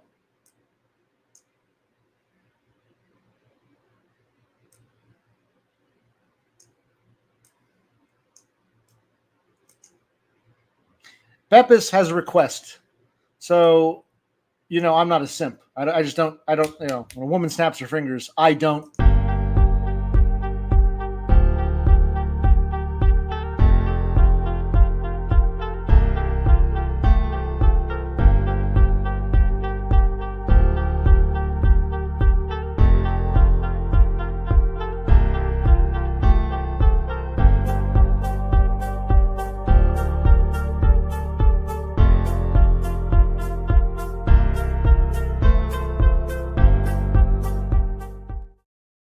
And we're back. Okay. Now, Beppis says, do the countdown again. Okay. I'm just fucking with you. All right. So we do the countdown. Now, where were we? All right. Comments. All right. How do I do this? I'm still, I'm a spurg. I'm slow. I'm an old man. I'm not good. I was never good with technology. And we're an hour and a half in. Christ. I do like talking to you guys. It is therapeutic. It's nice to have some people to talk to and just share stories with and talk amongst each other. It is nice. And, I know. If I were to stream painting a garage door, I understand it's very, very boring. You want to be here to talk to the host, to talk to each other. I get it because that's how I am.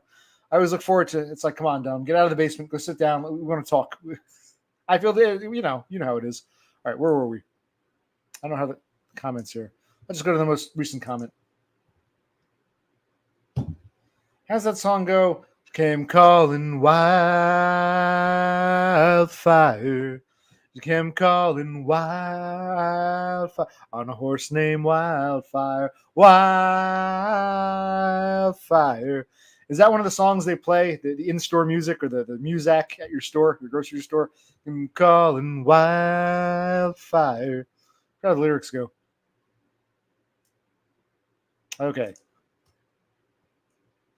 Well, Cass, Christ, I don't feel like repeating all this. Beppis, you and Beppis like the idea of call-ins, but I don't have enough of an audience willing to appear on camera. So most people don't know who I am, and most of those that do don't want to show their face. So only like a handful of people might even want to be on camera in the first place. But if you'd like to be a guest one day, just let me know. From what I could tell, yes, she looks like quintessential. I haven't really seen her. I saw that one video. Was it a bird on your face? And yeah, she looks, from what I can tell, just like a typical traditional Scandinavian, Dumb calls her the Swedish milkmaid. She looks very typically Scandinavian, Nordic. Where were we?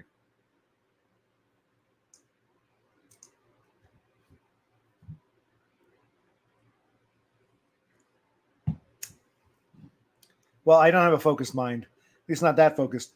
And when I do pick up on peculiarities and I ask people about them, people get defensive. So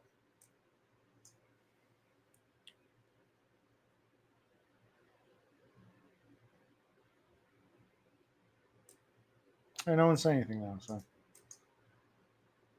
well, don't worry. If things don't work out between Donda and Dumb, she promised you'd be her number 2, and I'm sure she'll keep her word when things fall apart between them. So you might not be alone much longer. It might take a few years, but good luck.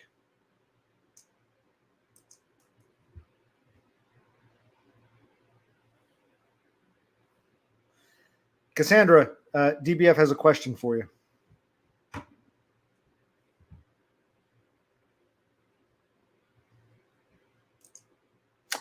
Cassandra, Cthulhu Sloth has a suggestion for you.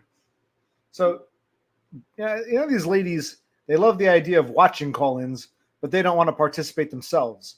It's not a criticism, but, most of the men here don't want to participate. The 2 ladies who'd love to see it, they themselves don't want to participate. And I'm not going to force anyone to do anything they don't want to. So if no one wants to be on the air, well, then I'm not in a position to take call-ins. That's my answer to Beppis and Cassandra. It's not that I'm opposed. It's just there's not enough pool of people who'd want to do that. So I'm not really in a position to take call-ins.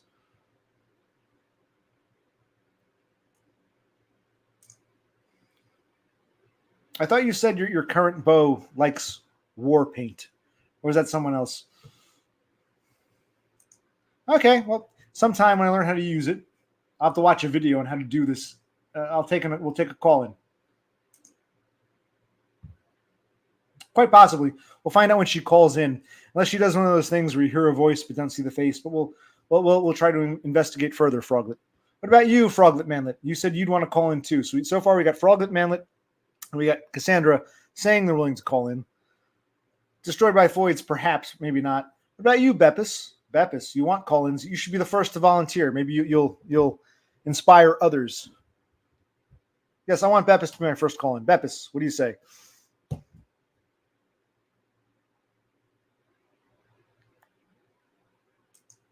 Yeah. So okay, yeah, Cassandra, King Froglet, and Beppis. You got to throw your hat in the ring.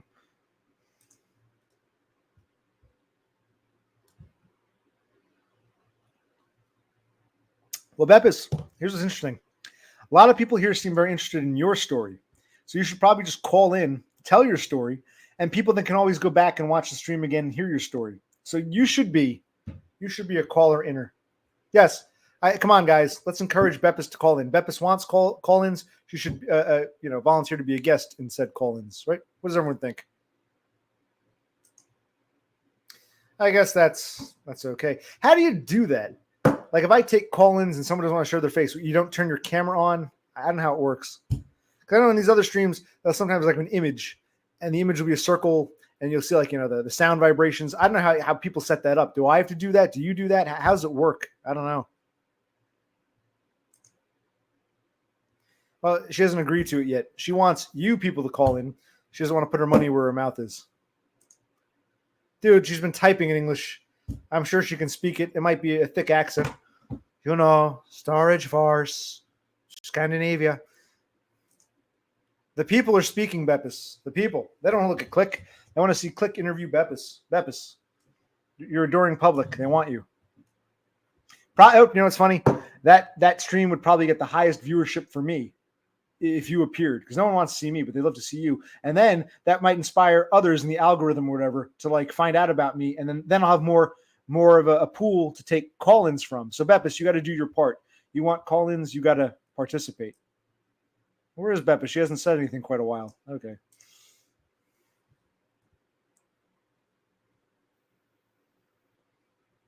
Wait a minute, Lone Hiker. You told us this story. Is not Beppis? Is Cassandra the one who? This is the one you're going on about? I thought this was a real life story.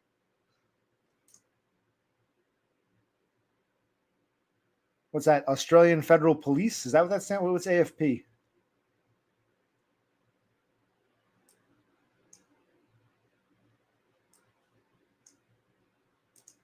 I'm not sure. I had to look into it and learn how to do it. I don't know.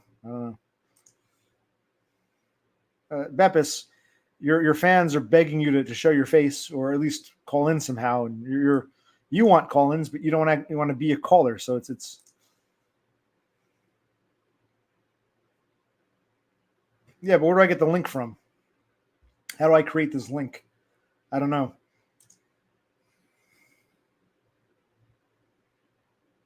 Well, maybe he wants a call in from you, so maybe you call in first if he agrees to call in next. I heard her say, Siegfried.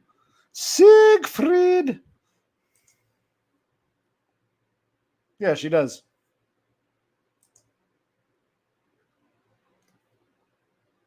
I'm sorry, are you saying no, Cassandra's not the girl you were talking about, or you're not going to do call? But you're too ambiguous. It's actually, ambiguous. That's it's an articulation problem. Coping and saying, well, people can piece it together if they're clever enough is a cope. You're not articulating well enough.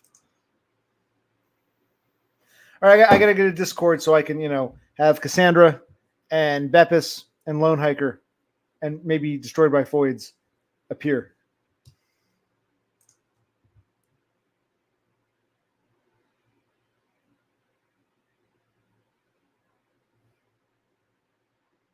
Okay. Well, Cassandra, Lone Hiker, you guys figure it out. Maybe you can become Discord friends and continue that discussion there. So, Siegfried.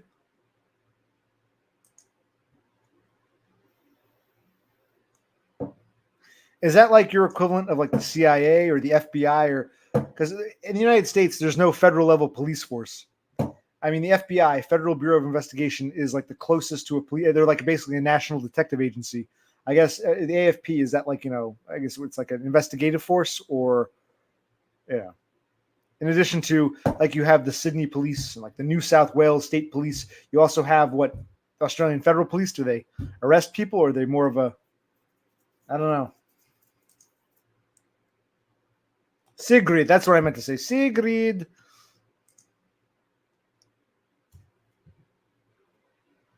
Where's the invite button? I don't know where the invite button is. I'm gonna have to. This is something I'll do later. I'll look into before I stream. I'll do a video and I'll look into it and I'll watch a video about how to do it, because right now I'm a little drunk.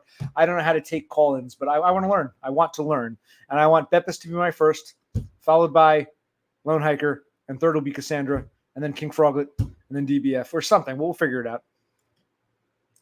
I didn't forget you. Okay.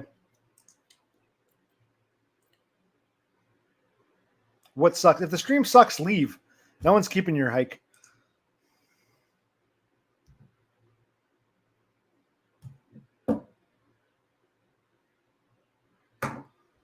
Okay. Yeah, I find Lone Hiker's obsession with the subject. I mean, I understand it to some extent. You said something what you thought was innocuous, and the chick took it way too seriously. But now you want to like drag it. You want to like project it onto others, and it's I don't know. Yeah, King Froglet, Beppis has a question. Why do you think Cassandra's a Fed? No. If you want to leave, leave. I understand. What lone hiker, articulate better. You need to learn how to articulate. I think a lot of Aspies, a lot of Spurgs, we think we're articulating well, but we're not. So this is not meant to be a criticism.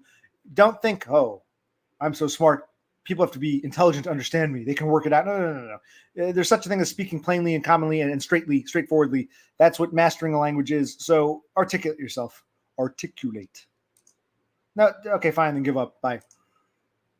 See, Sloth gets it. He sees the humor in all this. He's got the meats. Where's the beef? Well, ask her. Petition her. Well, only because you're the first to ask for it. You seemed the most interested in me taking call-ins, and then everyone responded, "We'd love to watch you talk with Beppis in a call-in." So I thought, okay, the people want Beppis. They don't want me. They want Beppis, and Beppis wants call-ins. So Beppis, you could solve your own problem. You want call-ins, you can be a call-in. It might inspire others.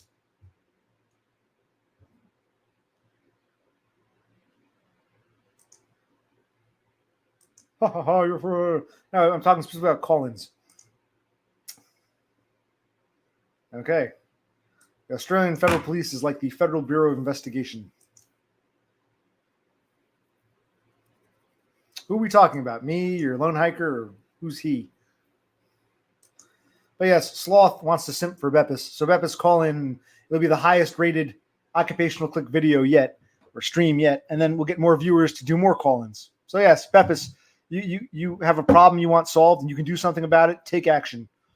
I want you to be my first, Beppis.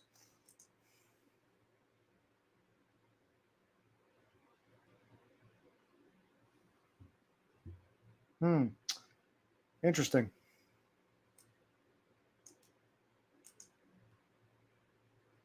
Weren't you upset with her not too long ago? You thought she was ignoring you? Well, that's why I thought it. I said, well, why do you learn these unrelated languages you have no connection to? It's cool. I guess you're a polyglot, but it's like usually when randos learn like 3 or 4 unrelated languages, there's usually some kind of CIA connection. Oh, she's a FOID for sure, but is she a federal agent? So okay, so even Totem is getting that Fed vibe, okay.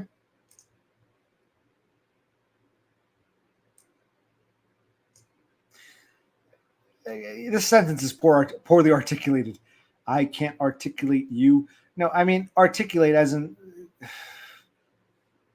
speak in a way that makes sense, that's clear, that's not disjointed, that clarifies.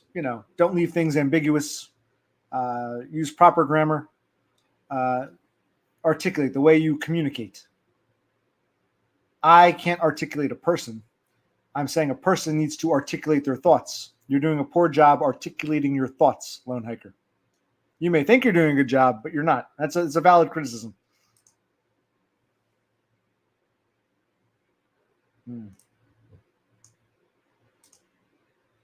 You guys figure this out.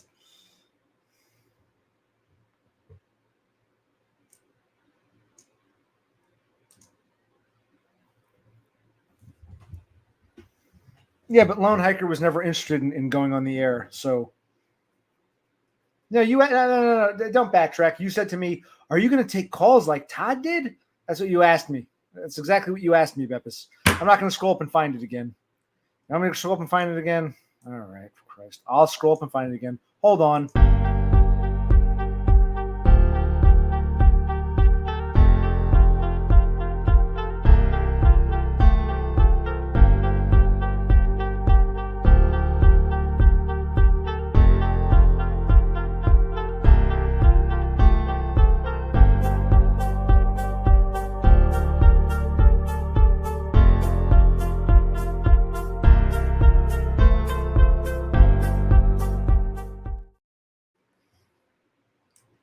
I found it.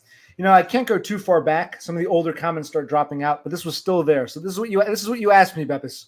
Can everyone read this? You asked, will you ever have people come on your live and talk like Todd used to do? You didn't say, hey, Occupational Click, maybe you should try to let Lone Hiker call in so he could tell his story better. No, maybe you said that later, but your original question was, will you ever have people come on your live and talk like Todd used to? You're asking a general question if I plan to take call-ins. And I said, I'm not opposed to it. And a lot of people said, we'd love Beppis to be one of the callers. So Beppis wants callers. People want Beppis to call. You can, two birds, one stone here, Beppis.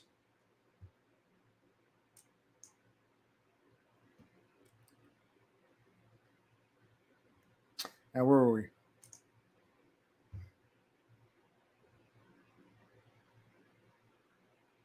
Okay.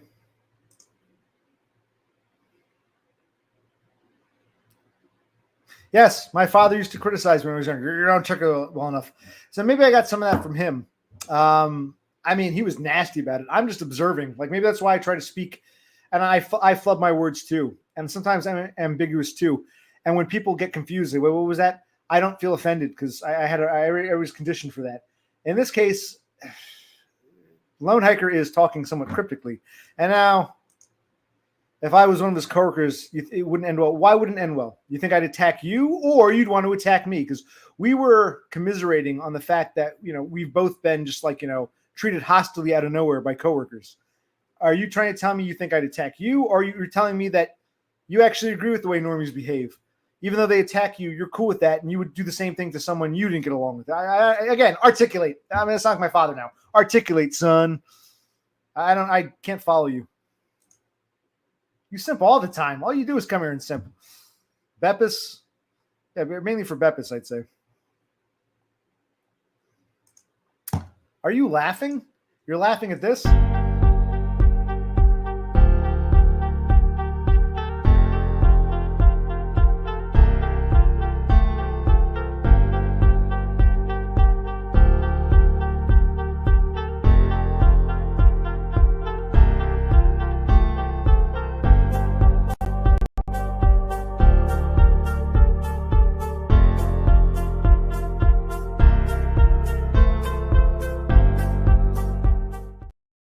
All right, and we're back. Where were we? Okay. Okay.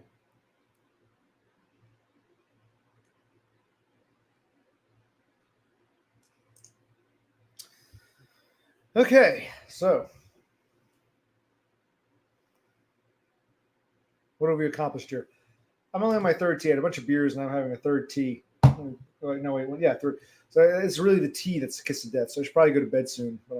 So gotta try to call unemployment tomorrow in the morning. Maybe we'll get up earlier. I can't believe it's been 21 days and it still doesn't come through. They even said you should start applying on the 16th. Even if it's still under review, you should still claim your benefits. I went to claim and I got an error message. I called multiple times. You call, they say, okay, pre-recorded. You want to talk to a representative? Hold on. We'll give you a call back. And they call back. Like, hi, pre-recorded message.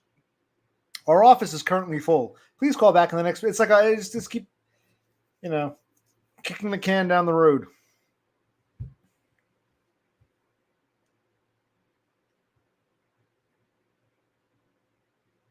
Does anybody care? You never clarified what you meant about this. You never clarified. If we were coworkers, what? It wouldn't end well. You'd attack me. You'd want to delete my family. What does this mean? I'm still confused. What the hell are you talking about?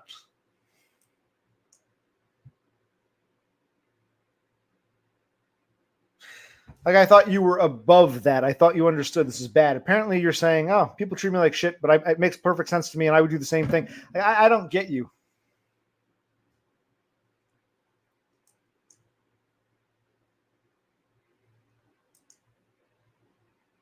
Yeah, it's amazing how desperate people are, because you're right.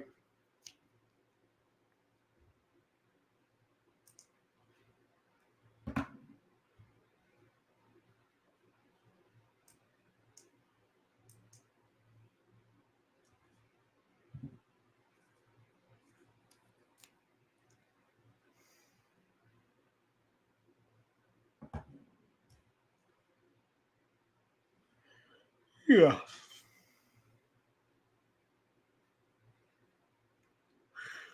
Yeah.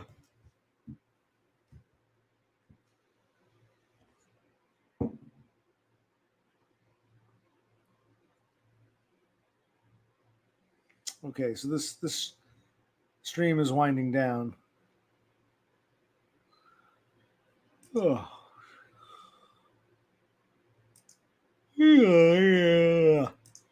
Oh yeah. Well, plus it's yawning down. I'm getting tired, and it seems like it's just nonsense now.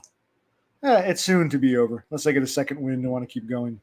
Unless you give me something I want to talk about.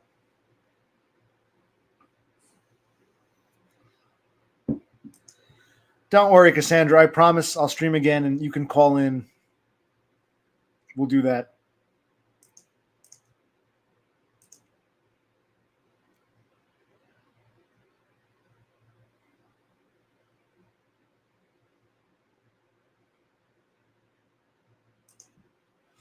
I should make a video about this, but I've sort of lost interest, and Todd has been AWOL. But yeah, what is it you want to know? What do people think? Why is this always brought up? Oh, he's obsessed with Todd's grandma. It's not the grandma; it's the timeline. You might not know this, but I get obsessed with like timelines, like my special interests.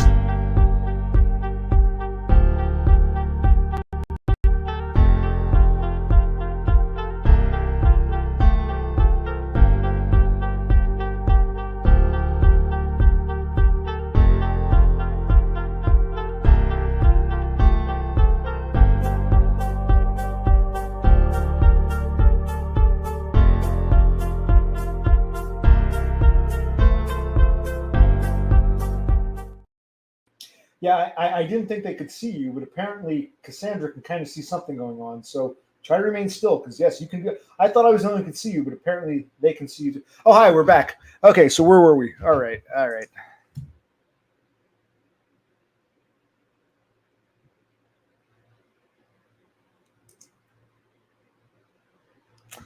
So I would upset you that much you would quit. Do you think you would attack me? Would you be afraid I would attack you? Or you think we'd just be going at it like bickering? Like, what do you mean exactly? Like I would piss you off so much you'd say, I can't work with this guy. Because I mean, I don't think I would do anything crazy. I mean, even if you pissed me off, I wouldn't like throw your tools over the place or steal your wallet. I'd like to think you wouldn't do the same to me, but maybe I'm wrong. So, do you think maybe in your case, I hate to say it, are you part of the problem? Do you deliberately? I mean, I don't understand. Because it seems like, okay, we can bicker, we can argue. I mean, are you the type to attack? I mean, we would probably just be constantly arguing, but I don't think as long as we don't attack each other, we just keep working there. Unless I'm wrong about something. Yes, he has. Yes. Well, timelines and countdowns are similar. I like sniffing my own fingers. It's like probably some like safety thing. Instead of sucking my thumb, I never sucked my thumb. I think I asked my mother, although not in the best of terms, how long, I don't remember when I started doing this. It might have been I bite my nails and this is nice. It's nice. It's where I rest my hand under my nose, my two fingers. This is comfortable. Okay. I mean, okay. But what would you do on the job? You'd say, I don't like this guy. He's upsetting me, so I'm going to throw his tools all over the place. I mean, would you act the way would you behave towards me the way they behave towards you? You can be honest. You'd get physical because you figure it's your prerogative. Now it's your turn to be the one in charge, and now your turn to feel like a man. Or would you just be like, oh, this guy? How would you respond? I don't care if things are going badly between us. I'm just an honest person. So yeah, this shows how Spurgs can't really get along with other Spurgs either, but it manifests differently. With other Spurgs, it's like a weird bickering and arguing. With normies, it's flat out hostility or turning a blind. I asked you, but you still answer the question about the third parties.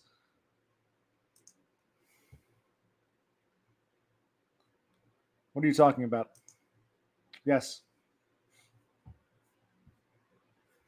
I can see the nose, but I didn't get the finger. I just got a box.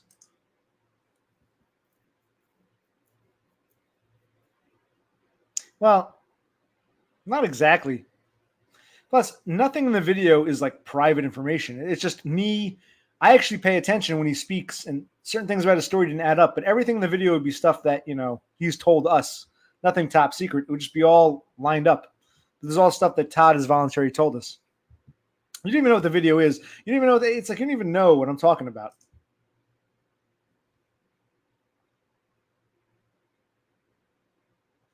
That's fine, Hiker, but you didn't answer the question. You skirt the issue. I ask you simple questions. You don't articulate. Now you're acting like a dick. You're acting like a lot of you complain about these workforce incidents, these workplace violent incidents, but you seem like the kind of guy who actually condones them. That's where you're coming across to me right now. Yes, I'd say he's one of my favorite authors, Franz Kafka.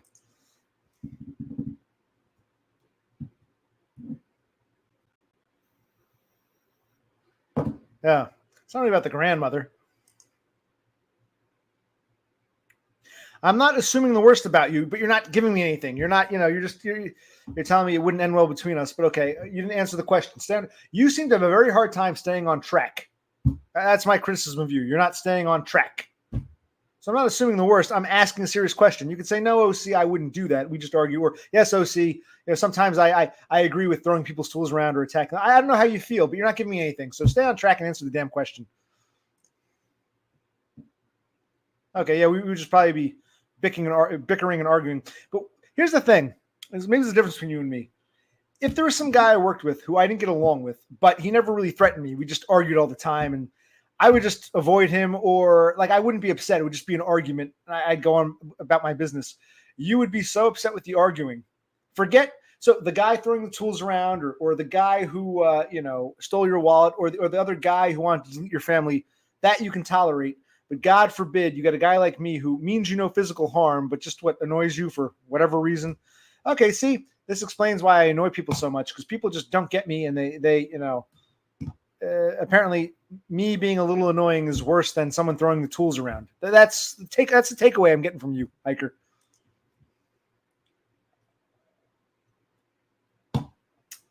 Yeah, it's a trend. It's the way people treat me. You can see I still understand what Hiker's problem is here. Why? What's to discuss? Okay, well, why didn't you articulate, enlighten us? What is bothering you so much about anything I've said to you?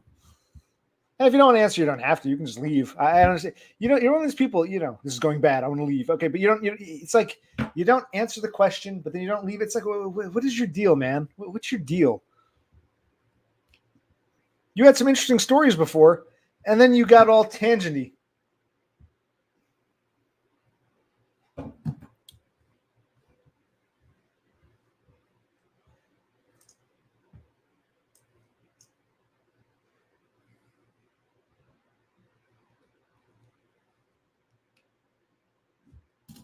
Maybe I'll do a beer next. I'll do one last beer, and then I'll go to bed. It's already after 3:00, Christ. But I do enjoy this. Yeah.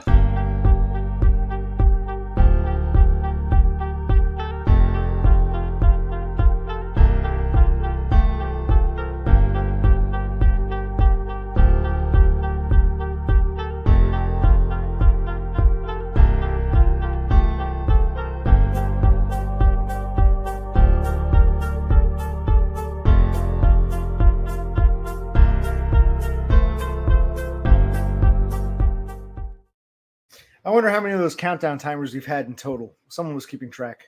But anyway, all right. Well, no one's talking anymore. I guess we're winding down. Thank you for all who showed up. I especially want to thank my buddy, my boy, Lone Hiker, and anyone else who was here. One of these days I'll take calls. Lone Hiker can come on, hopefully try to articulate, but you probably won't. Yes, I guess I'm big on articulation because my father made a big deal of it. But also just I like linear timelines, and I heard a big clump over there. What the hell was that? Anyway, when I hear like a story like some are in the basement, some are I think in my room. So I'll do that next time. I don't feel like getting them now. Anyway, where was I? I was saying something. I forgot what I was saying.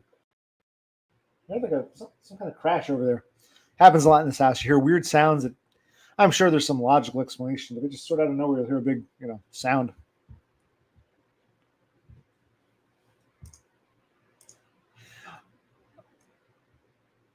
Probably, yes. Hands down, I would say one of my all-time favorite games, or a game that I thought was very unique, Toe Jam and Earl for Sega Genesis, which I think was a Christmas present when I was like 11 or 12 years old. Toe Jam and Earl was one of the most unique games ever made. Nothing's compared to it. It was such a unique game. The non-linear sequence, the zaniness, all the things you could do. I say Toe Jam and Earl is to this day one of my favorite, one of the most unique games ever made. Toe Jam and Earl for the Sega Genesis, or Sega Master System as they call it outside of the country. But yeah, the Sega Genesis Toe Jam and Earl, the original Toe Jam and Earl, is probably, I think, one of my favorite video games.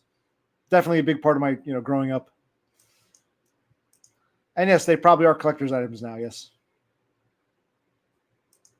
Toe Jam and Earl for Sega Genesis. 16-bit Toe Jam and Earl, yep. Great, I mean, it's just a fascinating game. To find an elevator to go to the next level, yeah. Yep, Toe Jam and Earl, yep. I'd say, yeah, it's probably one of my favorites.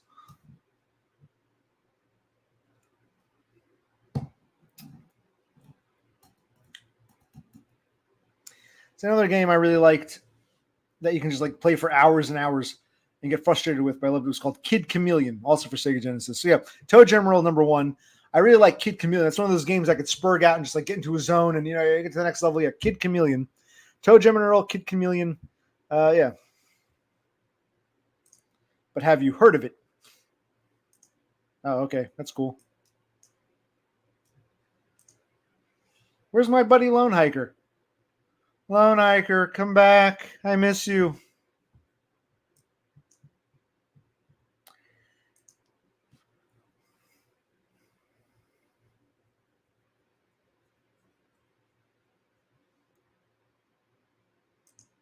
How old are you? I thought you were like around, maybe you're only 30.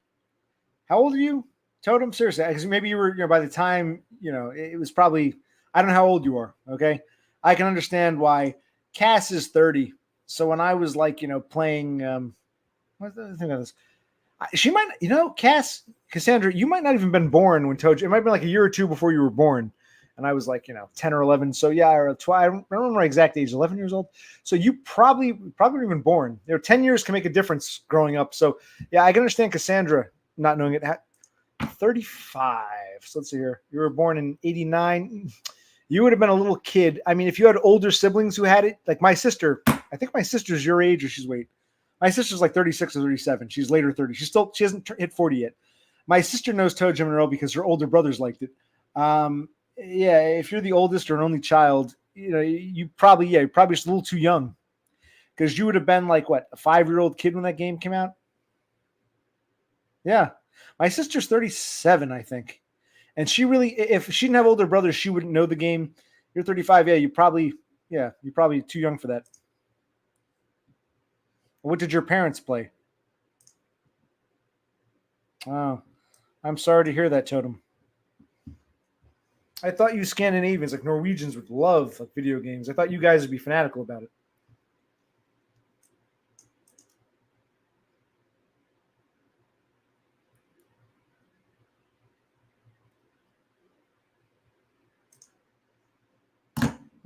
My parents didn't play video games either. They bought Nintendo so I could play it because at that time it was seen as like a children's toy, the kids to play.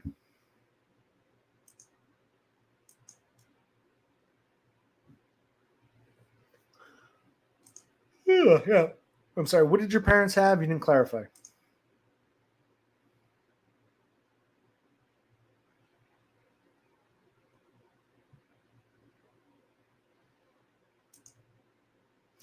Okay, but what systems did you play? What did your parents have? They had Nintendo and Atari. What did they have? I don't understand.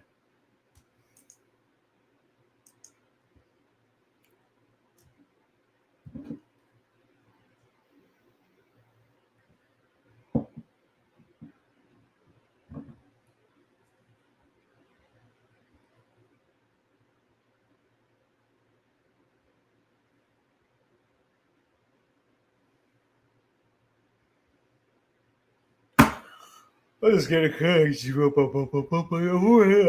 have one more beer or do I call it a night? I'm on the fence. Things are winding down. I think I've only got 2 of you left. I got Cassandra and I got maybe a Totem. It's good to see Totem. I think you were absent, right? We were absent the other day, so it's good to see you, Tote. I've missed your Norwegian ways or your Swede living in Norway or whatever the hell you are. And Cassandra, I'm sorry, Cassandra, by the way, where do you live now? I know you're mostly a Westerner. Do you live in California or Arizona or Oregon? Or which state did you live in currently? Well, your parents, how old are your parents? They're probably older than I am because I'm only early 40s. You're about 12 years younger than I am. Your parents were probably what? Born in the 1960s. So they would have been like adults when Nintendo was a thing. They would have been like well into adulthood, like in their 30s, when like that. So, but I guess they were the kind of people who bought video games even though they're 30 something. Arizona, okay, Arizona. So you and Cthulhu are in the same. I love Arizona, beautiful state. I gotta get back out west. Yeah, I meant it. You're a cool dude.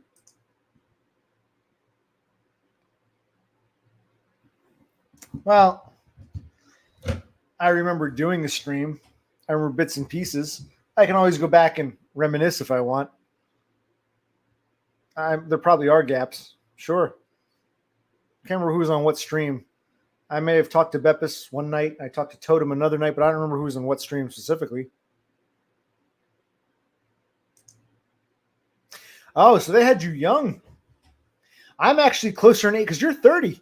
I'm closer in age to your parents than you. Your parents were like teenagers that were like high school sweethearts, and your mom got knocked up. Your parents must have been like 17 when you were born. They were still in high school. So your parents are only like 5 years older than I am. So you're basically, I guess it was a teen pregnancy, is what you're telling me?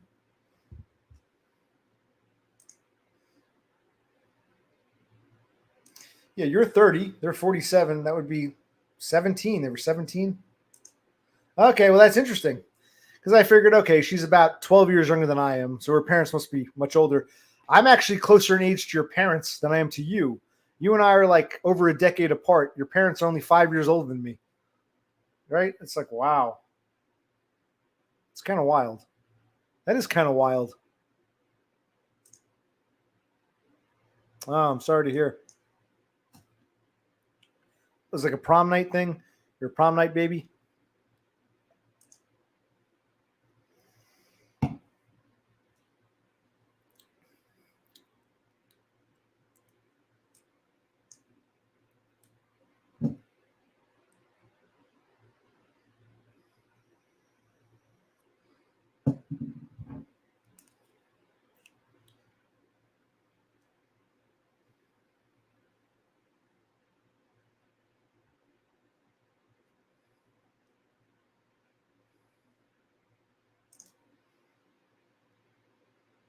Okay.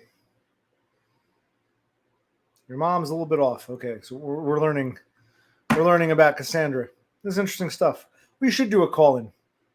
You can be my second call in after Beppis.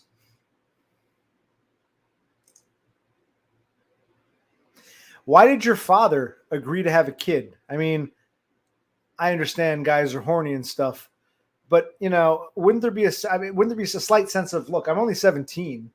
I'll have sex with you, but I don't want a kid if it can be prevented. Or your father didn't care. He said, okay, let's have a baby. Your father didn't say, whoa, whoa, whoa, whoa, whoa, whoa, whoa, whoa. We can fool around, but you deliberately want a kid? You're going to poke a hole in the glove? Whoa, whoa, whoa. Your father wasn't a little wary? Or he was just that horny? Or. Yes, it is brutal, Cthulhu Sloth.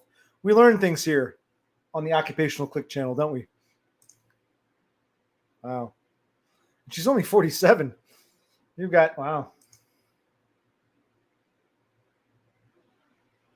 I see. Interesting. Fascinating backstory. See, we should do a call-in.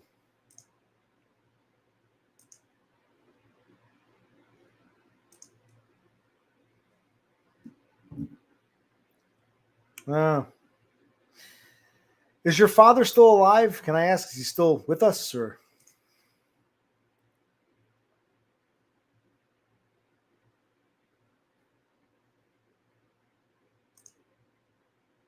No, I understand, but is your father? Is he clean now? Is he still an addict? Is he alive?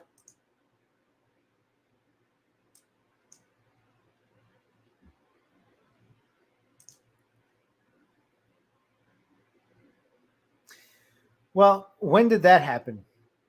Because you're 30. I'm guessing you have a younger half sibling. When did he knock up his girlfriend? 13. So so your parents had you at 17, and then your father had another girl when you were 17.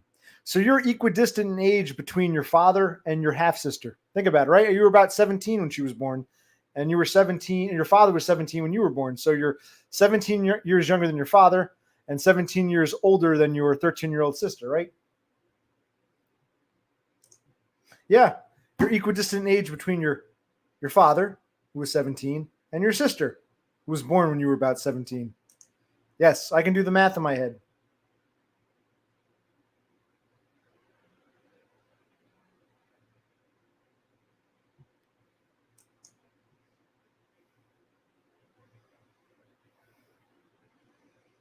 Hmm.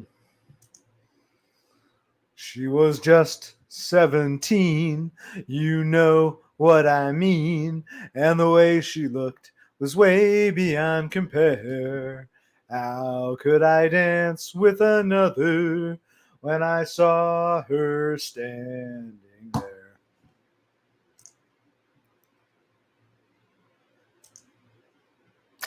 I learned the truth at 17, that love was meant for beauty queens, high school girls with pretty smiles, something, something, while lonely nights that I went through, the Valentines I never knew.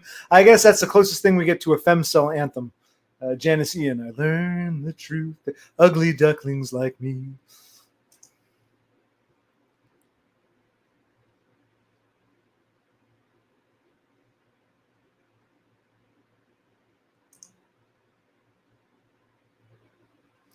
Just like the white-winged dove sings a song, sounds like she's singing, ooh, baby, ooh, ooh, age of 17. Just like it. A lot of songs about being 17. But Totem, when you were 17, it was a very good year. It was a very... a lot of songs about being 17. Oh, okay, regardless of age. All right. I feel the same way. I can't believe this is my existence. Not only does my life suck, it's like bizarre suck. It's like weird shit. It's not just I'm a loser. It's like I'm a loser who has to experience things that no one experiences. It's so fucked up. It's fucked up.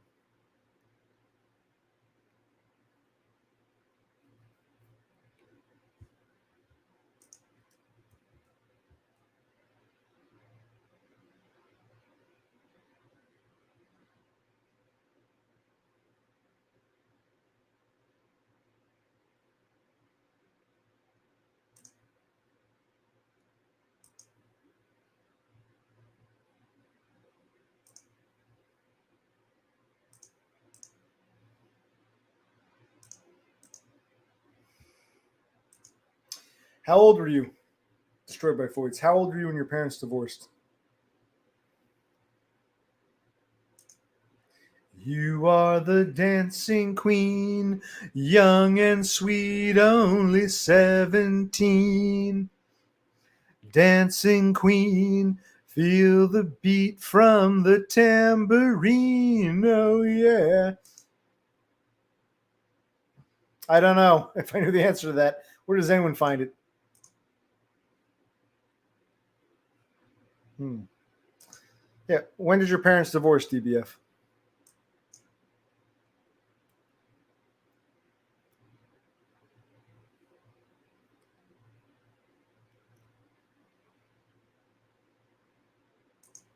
Yeah. Yeah. I agree. Well, my real father was no picnic.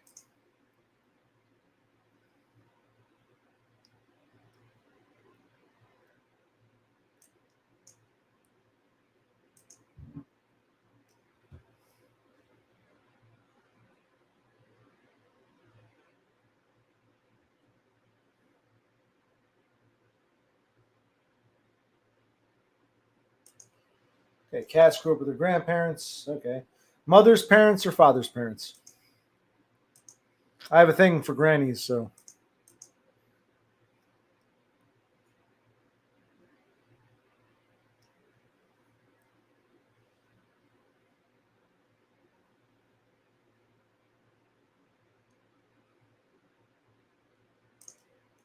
Oh, wow.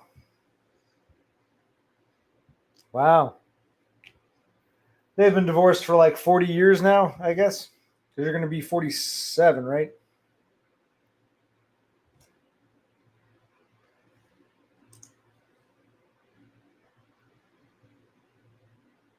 Okay, so it was your mother's mother and her, I guess, new husband or whatever.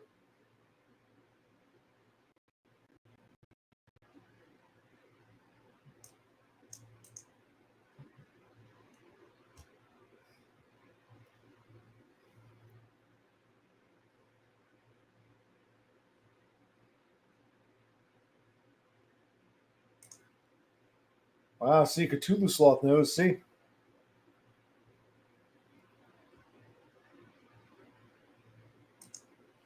Okay. King Frolic is convinced that no woman would say, my grandma was hot. So,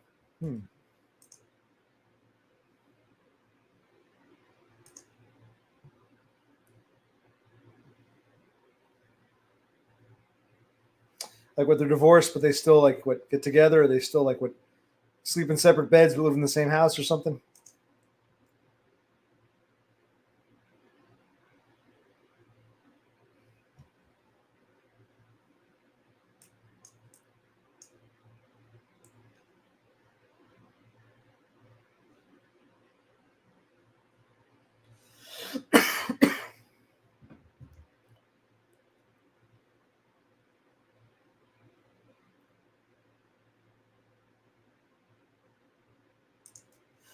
Sloth, do you know your actual father, your biological father? You ever meet him? Do you know him? I mean, maybe he wasn't in your life, but do you know the man? Or do you not even know who he is? Is your mother not even sure?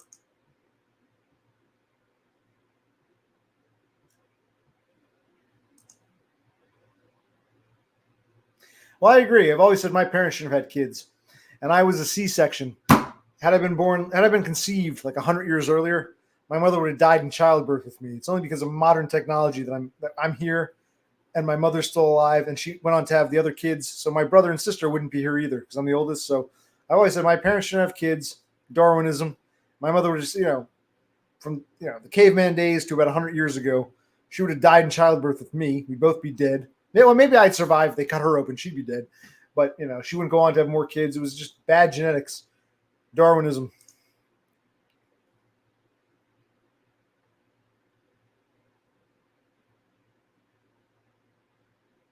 Okay.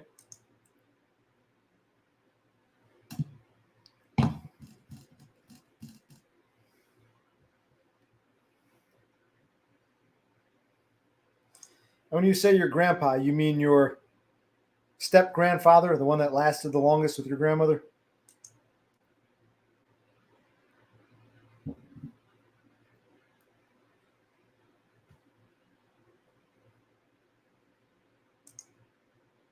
Right.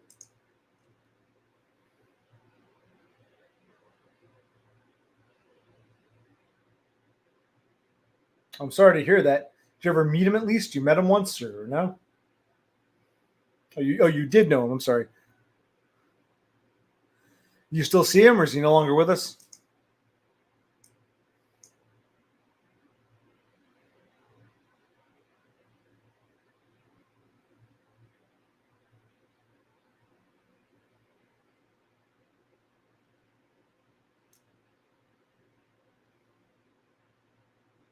Hmm. All right, things are slowing down, but quasi interesting. I'm going to use the bathroom and maybe get one last beer. I might not finish it, but maybe I'll get one last beer.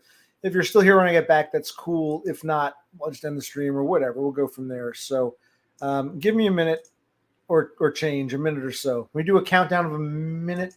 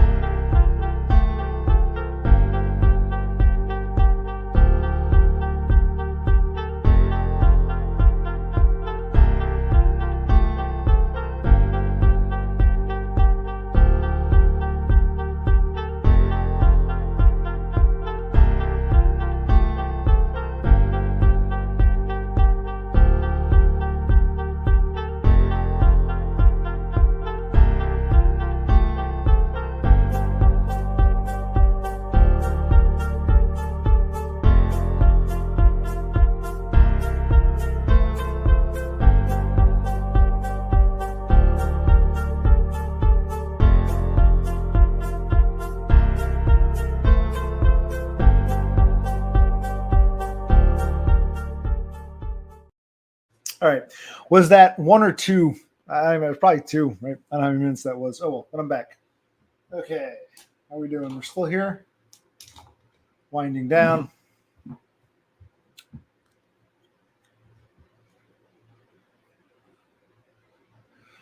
You're talking amongst yourselves. That's great.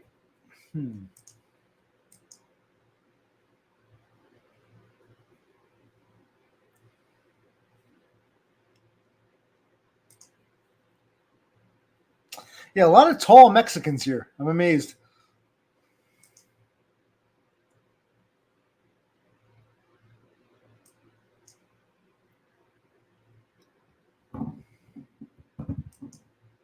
Okay, well, he's winding down.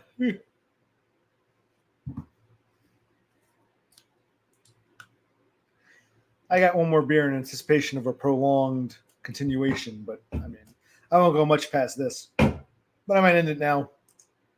5'9", 5'9". And if I recall, you're 4'11". You said you're 4'11". Oh, by the way, you're 4'11", 115 pounds, and you claim you have double D cups. That's cool. Are they natural? I'm not even trying to be a perv. I'm just curious. Like, did you have some kind of implant? I mean, for a girl who's petite as you, that's kind of unusual. So, are they natural, or did you have an augmentation?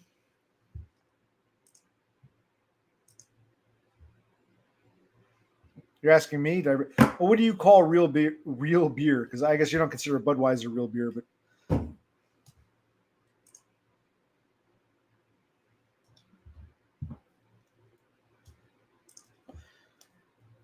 4'11", 115 pounds, and I believe she said double D. So was that natural double Ds on a petite girl, or?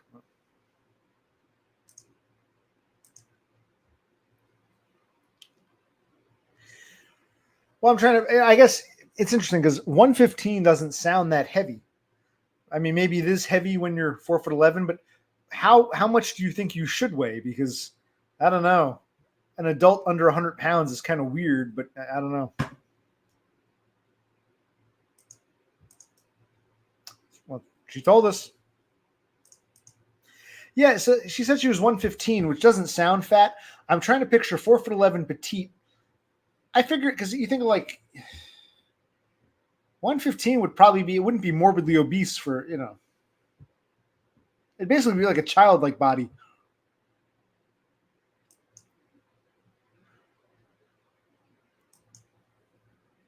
I draw on a lot of Chicanos and Chicanas from the Southwest and a lot of nut jobs like Lone Hiker. I've always attracted nut jobs, and we seem to be getting along, but then we have a falling out. So that's typical. You saw there. Very common. I can never learn. It's not that I try to learn from these people. Like, what is it about us? But yeah, I draw on nut jobs, and then they're overly friendly, and then they turn on me, as we've just seen with Lone Hiker. And I'm getting a lot of Chicanas from the Southwest. We got some Cassandra, we got some Cthulhu Sloth, we got some chicken dinner. I seem to draw on a lot of Southwestern old stock Spicks. So, but I've always liked Spicks. I drove the cab. I was the gringo driving the cab. I've always liked Spicks. I've always got of the lesser races. I've always gotten along with you people the best. Yeah, she's 4'11".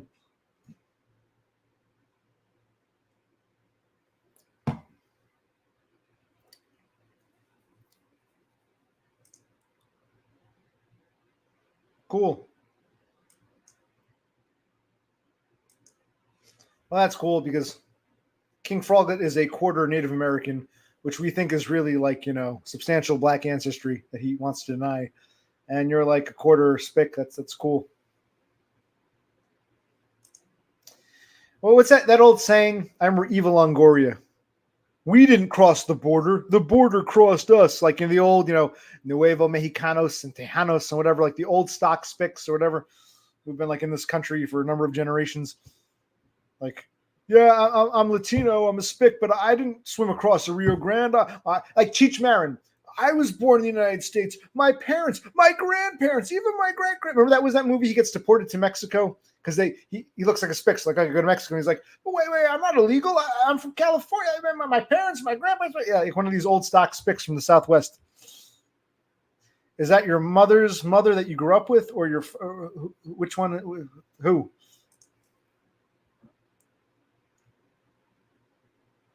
I'm not insulting you. I'm just saying in the South it was very common. The way they would not talk about and hide black ancestry is, it's a little bit of Cherokee. That's why I'm dark. Yeah, Cherokee. That's very common for black ancestry and white people to be dismissed as Cherokee. It's a common theme.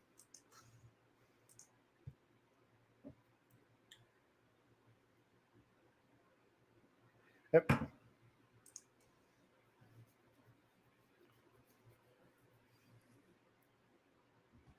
Okay.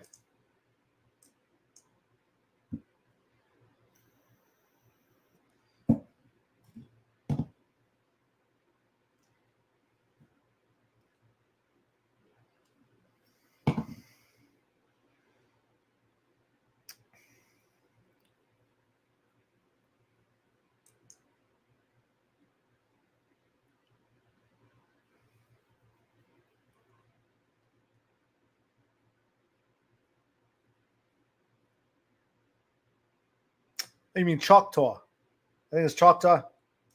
And me, I spend like. I'm gonna sing now. I'm gonna sing. I think you're saying Choctaw. I think Choctaw. A year has come and gone since we heard the news about Billy Joe. Brother married Becky Thompson. They bought a store in Tupelo. There was a virus going round. Papa caught it and he died last spring. And now Mama doesn't seem to want to do much of anything.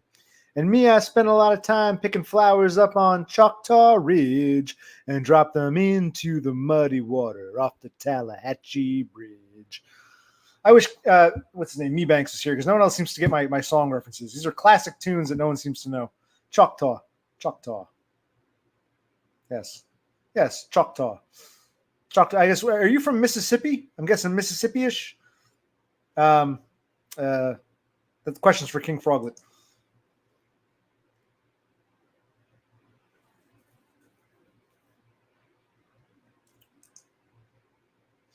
Oh, did Totem tell me to stop singing? I missed that. It was the 3rd of June, another sleepy, dusty Delta day. I was out chopping cotton and my brother was baling hay. And dinner time, walked back to the house, get a bite to eat. And Mama hollered out the back door, y'all remember to wipe your feet. I heard some news this morning from Choctaw Ridge. It seems Billy Joe McAllister jumped off the Tallahatchie Bridge. Exactly, Cassandra. You don't like my songs, there's the door. I'm singing. You know, even if you don't like my singing, you might learn some new music you never heard of. You can look these songs up and say, hey, Occupational Click sucks, but that song's pretty catchy. Yes, it could be much worse. I myself could make lives much worse for people. Some of the songs. Yes, Totem. But aren't you what? You're a Swede living in Norway, or the other way around. So, where are you from? Can we ask? Never given it a town. Just like, which state? If not Mississippi, a neighboring state. You're from Alabama. You're from Louisiana, but the northern part. You're not a Cajun. Where? Arkansas. Okay.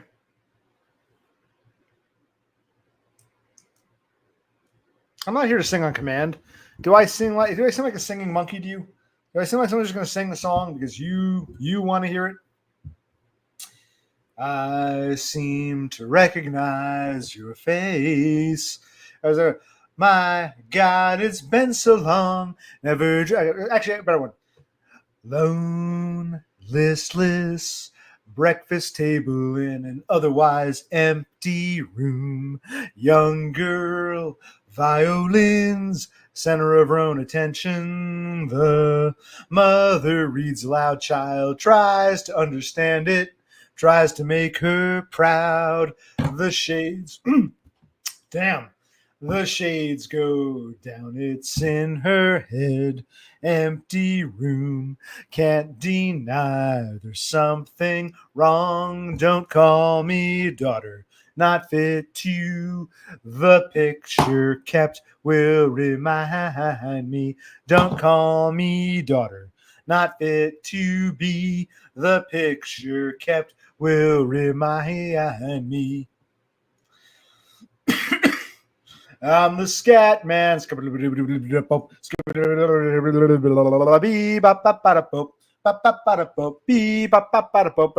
Everybody says one way or the other, so here's my message to you. Everybody says one way or the other. If the scat man can do it, so can you. I'm losing my voice. Okay, where were we? Okay, karaoke time is now over. Are you done having sex with your girlfriend, or is she still in the shower? What are you doing? I don't know that one. I don't feel like singing that right now. Seen a million faces, seen a million places, seen a million faces, faces die. But I wonder who will walk with me when I get to you. Na, na, na, na, na, na, na, na. Well, the old man said to me, tell me where you're going, young man. That's always one of my favorites. Old Man and Me. Seen a million places, seen a million faces die, faces die. But I wonder who will walk with me when I get to heaven. All right. Yes, Doggo Food Frodo. You're going to have sex with your fat, rotund girlfriend who you never answer my question. She's a Jewish girl you're going to marry and make babies with, or what's going on there? She was in the shower. Last we heard.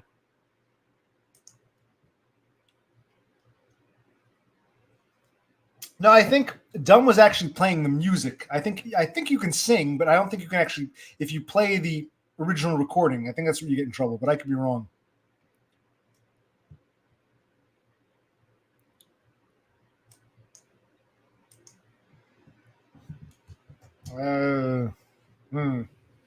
Dumb is an industry plant. Perhaps.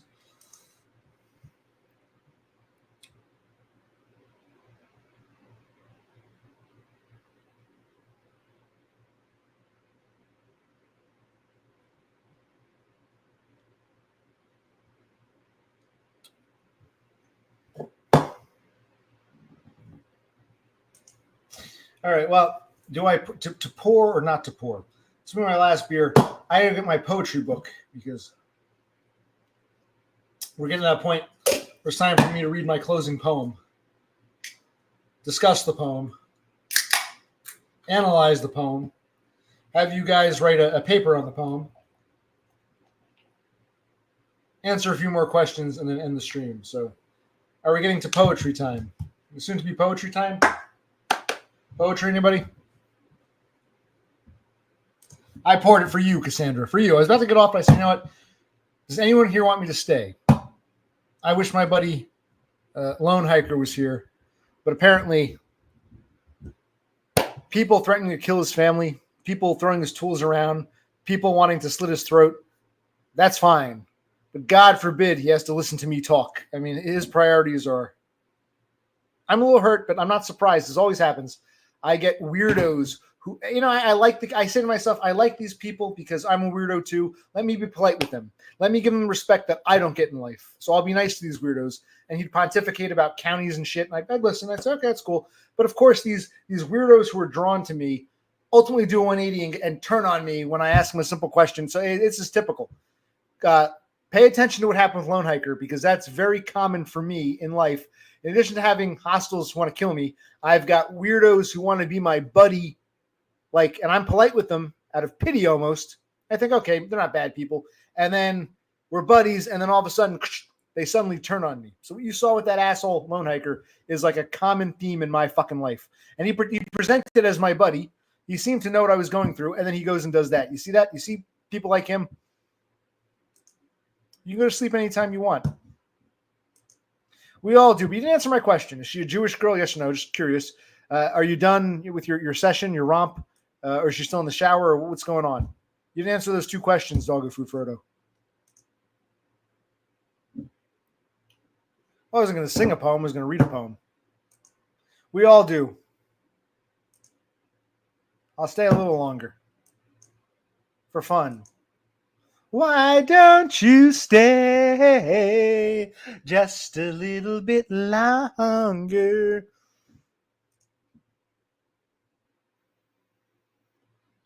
Sure, I guess.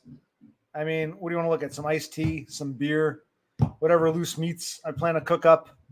I mean, just a refrigerator. There's nothing special in there.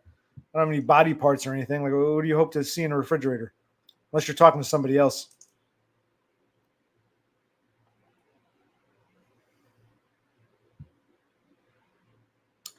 Random crap that I find interesting. You know, whatever. Like the other day, for some reason, like I'm not really into Johnny Carson or Betty Davis, but I stumbled across Betty Davis's last interview with Johnny Carson. Like it was her last interview. I think it was one of her last interviews before she died. She was like 80, 81 years old. And for some reason, I felt like watching it. And it was like interesting to see how the time goes by. And, you know, so I watch all kinds of random shit that piques my interest at that point in time. So the other day I was watching, you know, Betty Davis on what's it called? Johnny Carson, Tonight Show. And it was interesting how, you know, she was about 80, 81. And they showed a picture from 10 years earlier. When she turned 70, she dressed up in blackface with a Negro wig. It was fascinating. Like little, even next tomorrow I might be interested in something else. Like, you know, I don't know. Could be anything. That's fine, but can I ask why? What's not? I'll show you if you want, but it's like what? My fridge? What the hell are you going to find in my fridge? Like, what's that going to say about me? A thing of butter, maybe a thing of milk, some iced tea, both alcoholic and non-alcoholic, some beer, some meats I'm going to cook. Like, I mean, what is it you're hoping? So, like, what are you going to glean from looking in the refrigerator? Yeah, what happened to him? He came back and he disappeared. I mean, you can at least stream once in a while. The viewing public wants it. You know, answer my question, or you know, you're turning into the next. You're like the new lone hiker.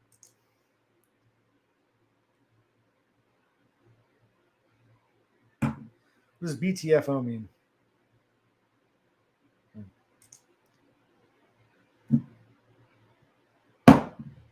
Well, there's milk, because my brother likes to put milk in his coffee. Like regular iced tea that I brew it myself, or that I buy at the store at the Gold Peak. Butter. Don't have any eggs right now. There might be some eggs sometime.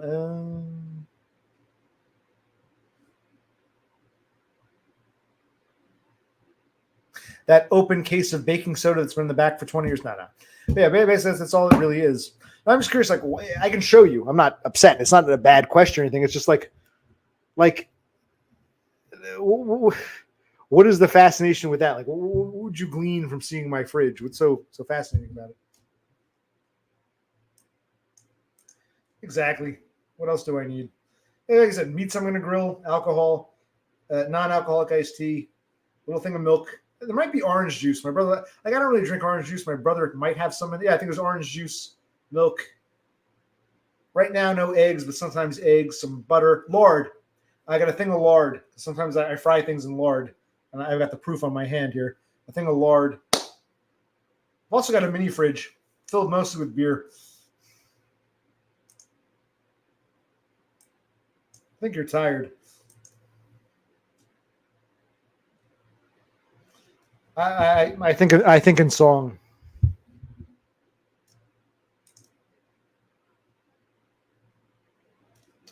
Yeah, but here's the problem. I am an American, yes, but I'm far from average. So if you want to know what the average American has in their fridge, you're asking the wrong fucking person, because I am an American, but I'm far from average. I'm not the person you want to be asking that question for. So I appreciate your curiosity, but you know, I am not. What you see in my fridge might not be what you see in the average American refrigerator. Yeah, I think it should be obvious if you've been watching me long enough to know that I'm abnormal and my refrigerator reflects that. You know, eggs, yeah, but not right now. No eggs right now. I should buy some more eggs. Mushrooms, not really. I mean, I don't dislike mushrooms, but I don't really cook with them that often. Yeah, grilled meats. Yeah, we're on the right track here. You guys can like infer without seeing. Yes, that's true. And when you come on my stream as my second guest after Beppis, you can show us what's in your refrigerator. And Beppis, I want to see what's in your refrigerator because I'm curious now what the average Swede has in their fridge. So yes, we should do a refrigerator stream. Oh, And Cthulhu Sloth spends most of his day inside a giant cooler refrigerator. So he can give us a tour of his grocery store, cooler.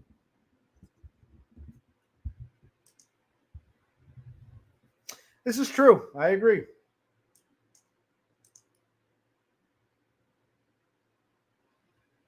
Yeah, I guess we blew the fuck out. We had a falling out. We blew up.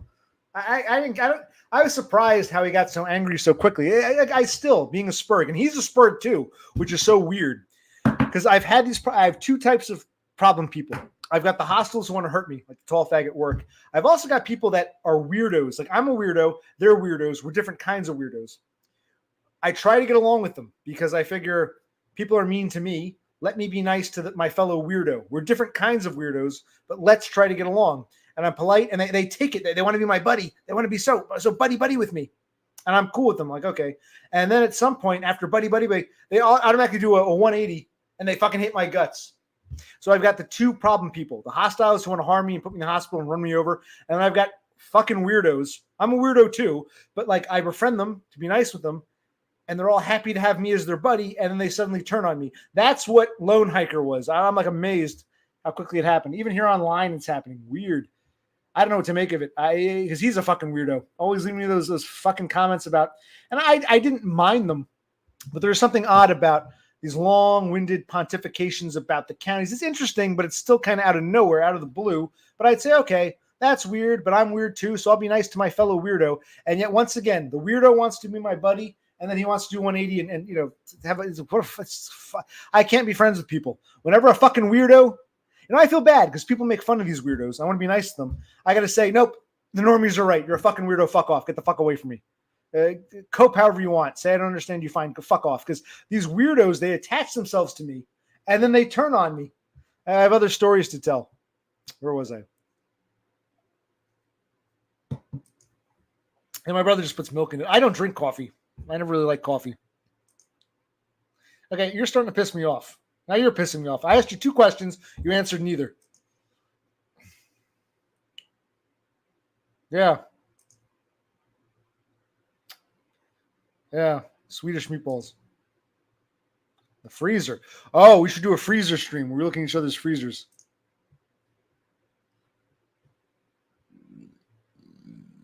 Oh, that's right.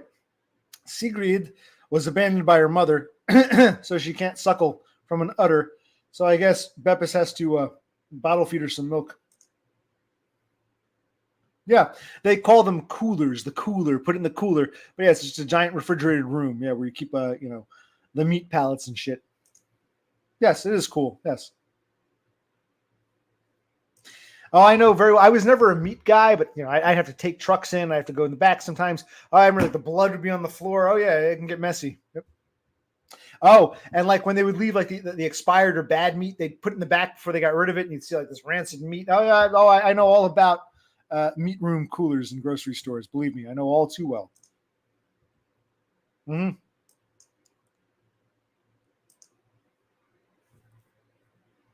I thought Beppis was going to keep Sigrid for a milk cow when she got older.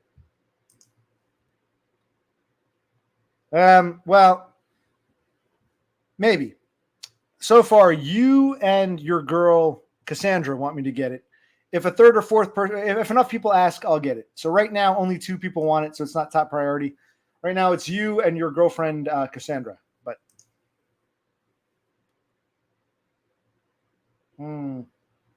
interesting.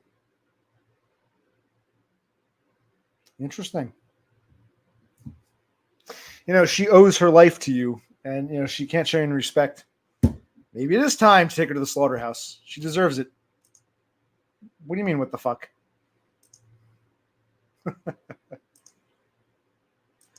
The only people who've asked about Discord are you and King Froglet. So what are you confused about here?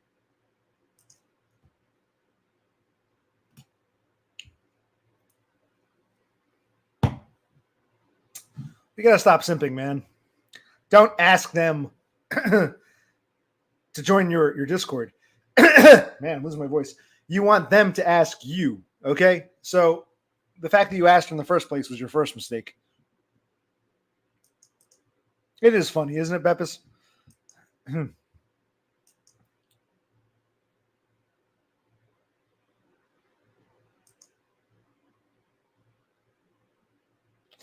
I'm glad Depressed and Unwanted Man was such a great influence on you, Beppis. I'm happy to hear that. I know. Hey, one bitch telling the other bitch. Mwah. It's like two cows having a spat now. Yeah.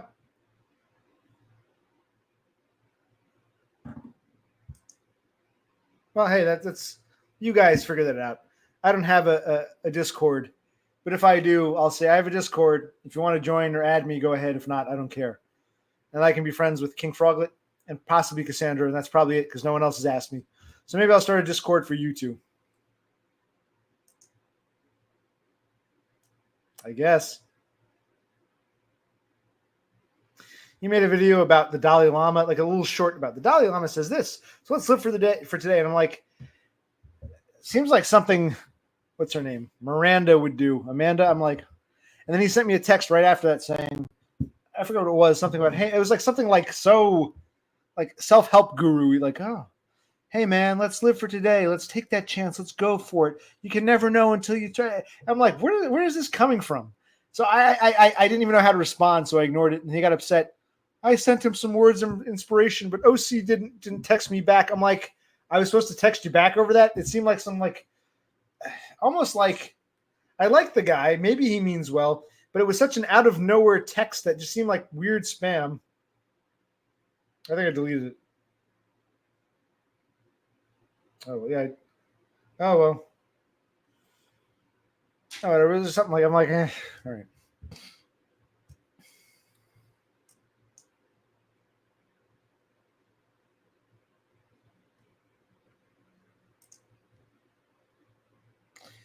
I don't know what a bish ghost is, but yeah, it's like he's something else. Something's going on with him.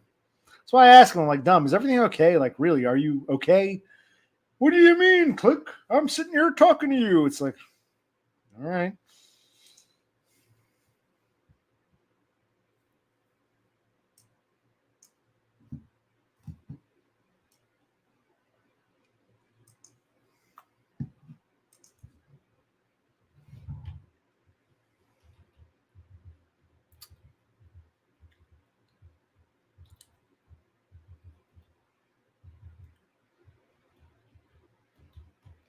All right, where was I? Okay.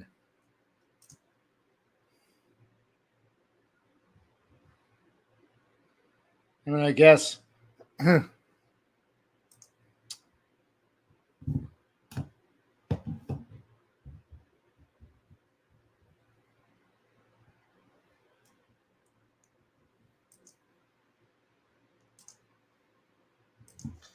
right, let's see here. Now, where are we? I should probably get some non-alcoholic, some regular iced tea because I'm losing my voice. Holy, how do these turn to fucking 3 hour affairs? I enjoy it, but it's like, oh, cool, awesome. I've never been opposed to that. I think it's awesome. I mean, I don't think I can get along well with negresses. Negresses really don't like me. White women can't stand me. Negresses hate me. But hey, man, if you're getting that big black mama AA, more power to you. There's no judgment. So cool. But are you done, or are you still waiting for her? Or she changed her mind, or she fell asleep, or she's still in the shower, or she slipped on some soap, or what's going on? You're just oh, okay.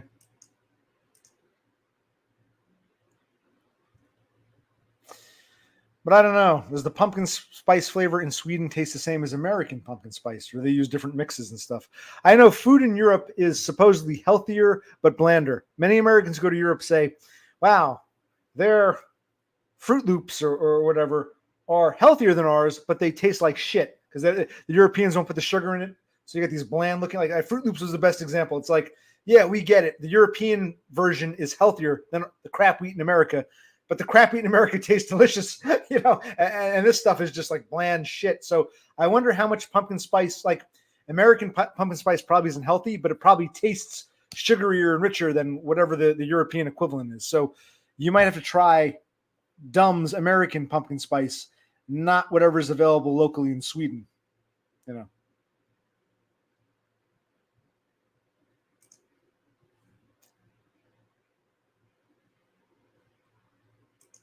I see. I see. I can see dumb taking the bait, but why'd you fall for it?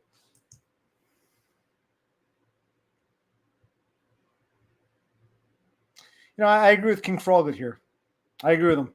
I'm gonna get up and get myself maybe one more beer and some non-alcoholic iced tea. Talk amongst yourselves. Yeah, I mean, okay, cool. So you're dating a black chick, which is cool. She's rotund. She's pushing 300 pounds. Last we spoke, she was in the shower. You were waiting for her to come to your bedroom. Uh, Either you're done, or you're still waiting, or you changed your mind, or she got a headache, or what's going on. Um, Doggo food, Frodo. Yes, I agree with King Frog. You ask the investigative questions. I like having you here. You ask the tough questions that need to be asked. Yeah, because that's true. I mean, what you have in your country might not be the same. Because I mean, in this country, we have the FDA, Food and Drug Administration, which regulates some things, but they say American food it's probably true. It's much less healthy than European food. On one hand, it's lucky you guys get to have healthier food and we're just fat asses. But I mean, here's the trade-off. That unhealthy shit makes it taste better. Even though it's unhealthy, the human palate really loves that sugar and that fat. That's why it tastes so much better. So you have the healthy European Fruit Loops, and you've got the unhealthy, sugary crap American Fruit Loops. And you can say, oh, Americans, they eat the crap. Yes, that's true, but the crap is it's damn good. The human palate loves it. And that's as true for Americans as for Europeans. You come over here, you say, this is so sugary. This is so sweet. This is too much, but this is good. It's not healthy. In Europe, we have much healthier food, but damn, this American food is good. It's unhealthy, but it's delicious. Because, all the fat and sugars, yes, American food probably is, it's unhealthy, much less healthy, but it is tastier in comparison to European food. American food is tastier. That's absolutely true. So your version of pumpkin spice might not be what Dumb's talking about. How's it the opposite? It's just what I said. American food is less healthy, much more sugarful, but it actually tastes better to the human palate. Yeah. Corn syrup and sugar and all that shit, it's unhealthy, but it actually tastes very good. To the point, not just for us, you would like it too. You'd be like, this is crap. But it's the human palate craves bad stuff, bad sugars, bad fats. We crave it because our caveman ancestors couldn't get it too often. Once in a blue moon, when they managed to get some of it, some whatever, it was like a treat. Now we Americans made the treat our main meal, which is unhealthy, but the human palate craves that treat. So yes, American food is treat heavy, treat being the unhealthy fat shit. So kudos to Europeans for being healthier, but your human palates would love it just as much as we do because it's crap, it's bad for you, but it's very, very tasty. And Europeans themselves have said, wow, the American food does taste, it's bad, but it tastes bad just because it's all the sugars and craps, yes, and the corn syrups.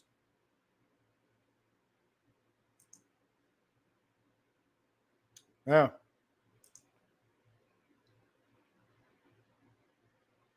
Wait, you've never been in a lot of live streams because you felt very a lot? What does that mean? You felt very a lot recently? Where does that? You felt very, I don't know.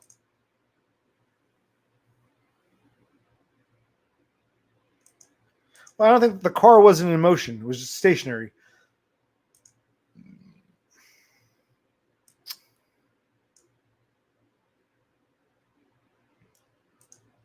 No, Beppe says, no, it was buckled up. That too. Lots of salt.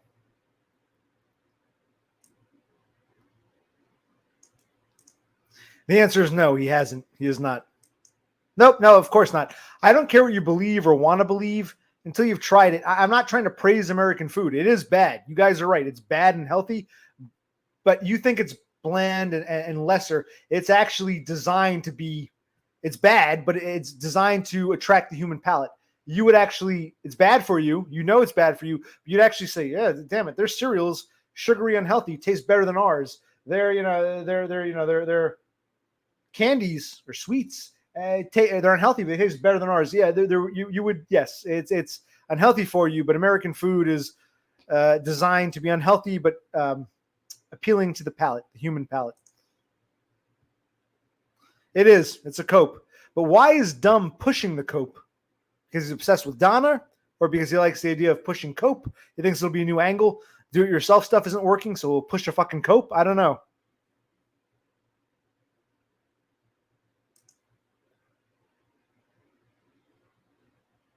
Well, first of all, you can't go by American food chains because it's interesting. When depressed, unwanted man went to Australia, he went to a McDonald's. Now, McDonald's, of course, is originally an American company, an American franchise.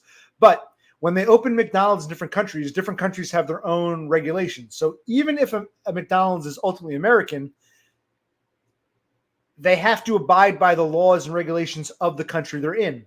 So, for instance, in Australia, McDonald's advertises all our hamburgers are made with 100% Australian beef.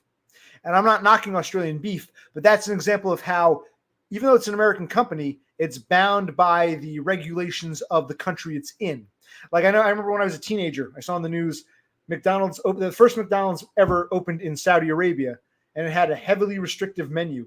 Like they didn't really sell much of anything that Americans recognize as worthwhile. It sounded almost like they would just basically serve mostly vegetarian, maybe some chicken. They didn't serve pork or beef. So even though McDonald's is an American company, you can't base your comprehension of the American palate on your local McDonald's. You would have to actually try a real American-based McDonald's. So Totem, you're a bit off base in that sense. It's a fair criticism. No, you're the American food chains. It doesn't matter because they're still subject to the laws and regulations of your country. And I don't know what imports you've gotten or where you've gotten them from, but yeah, don't compare a Norwegian McDonald's to an actual American McDonald's just because it's an American company. It's not right. That's inaccurate, and you should be more clever than that.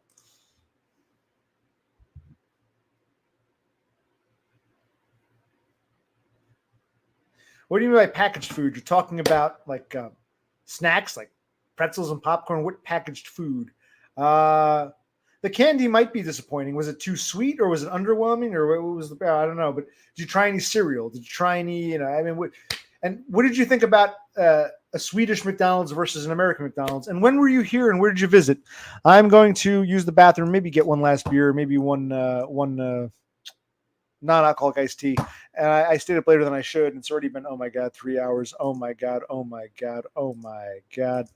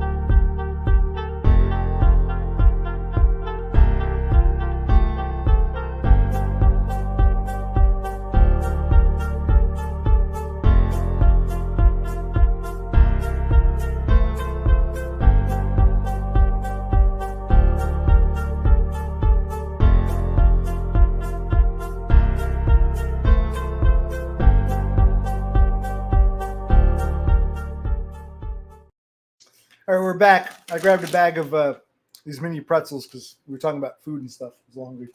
I got myself an iced tea. I'm gonna get it off soon, but what the hell? We'll go. Let's just. I pour the iced tea into these are Wendy's cups. Anyway, the question now is for King Frog. What are some other streams you've been in? You've been here. You've been in Dumbs. What are some other streams you like to frequent?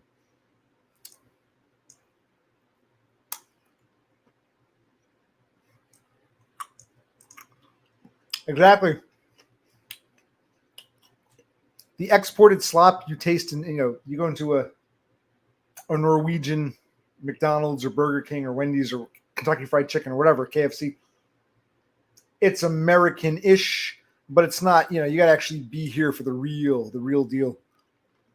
What you're eating is sort of like a hybrid, quasi-American, quasi your country's restrictions.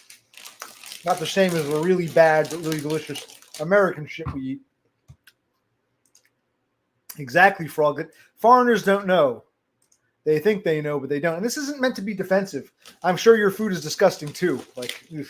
But different kinds of disgusting. What I'm saying is, if they opened up a Norwegian restaurant here, you'd go in and you'd say, okay, I recognize a lot of the items on the menu, but this doesn't taste like the way it does in Norway.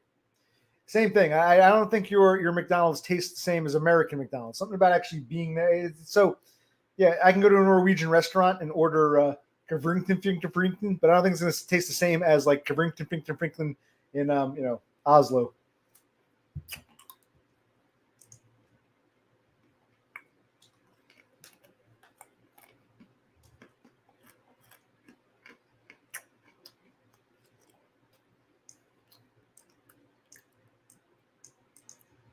Yeah, wasn't he? He was recently at a McDonald's frying up some fries.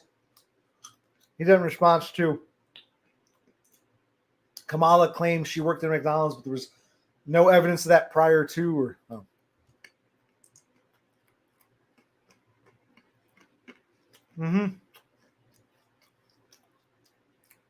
I guess, yeah. Where were you in this country? Did you answer that question?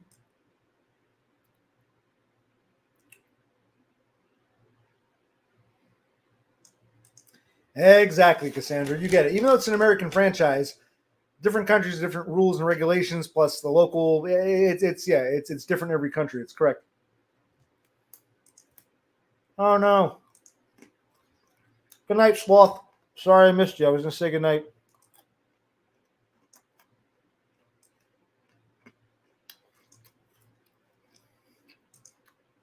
See, now here's our expert on McDonald's. And like Beppis was saying, because he's Australian, he probably prefers the Australian variety because that's what he grew up with. But you understand, even though McDonald's is an American company, DBF has noticed that the McDonald's tastes different based upon which country he's in. So even though it's all one company, different countries, the McDonald's tastes different. Yes. So, yes, he did. He's Australian. Destroyed by Floyd's is Australian. Probably.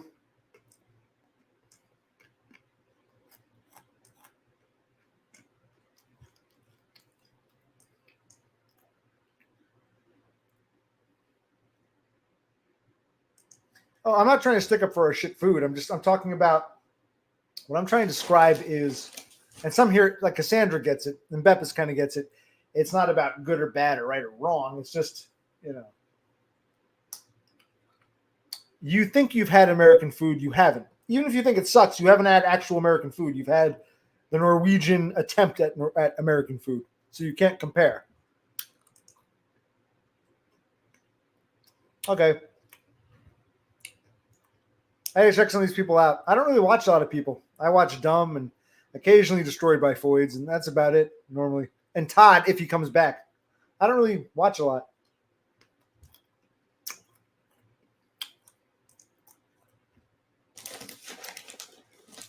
Cool.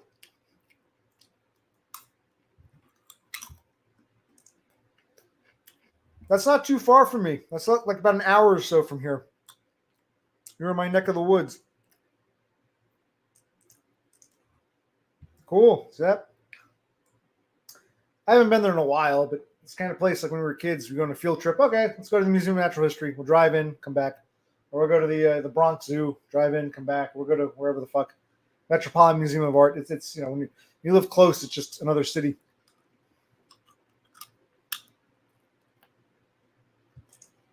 I didn't say it was good. You're not even paying attention. That's part of the problem, Totem.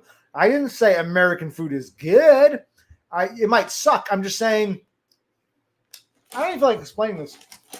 Now, maybe I'm not articulating. I am not. You misunderstand me. You're like dumb now. You misunderstand. You assume. I'm not saying American food's good. You got to come here and taste it yourself. I'm saying American food is shit. But you haven't had our real, authentic shit. You've had the Norwegian attempt at American shit. So yes, American food is shit. But while it's shit, you haven't actually had true American shit. You've had Norwegian knockoff shit that you think is American. That's what I'm fucking saying. I'm not sticking up for American food. I'm talking about your misunderstanding, your comprehension of how what you call American food in Norway isn't actual American food. Yes, it's shit, but you haven't had actual American shit. You've had the Norwegian attempt at American shit. Christ.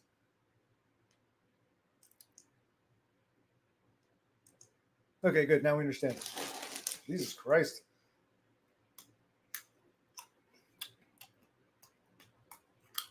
Pretzels are okay.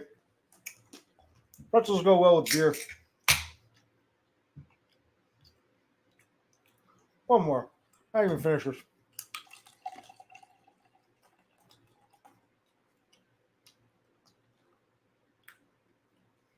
Where were we?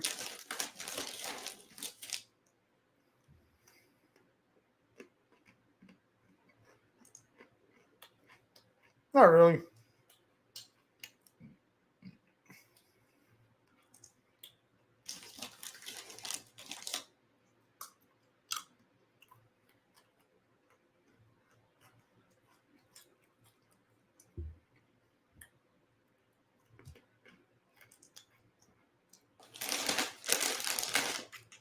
I mean, they're just regular pretzels. They're salted.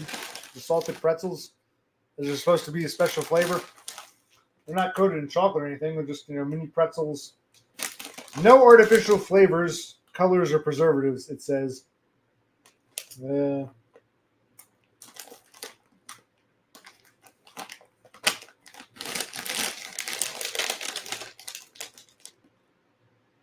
Ingredients: enriched wheat, flour, corn syrup, salt, vegetable oil. So we got the corn syrups and the vegetable oils. May contain one or more of the following: canola, corn, soybean, sodium, bicarbonate, yeast, and wheat, of course.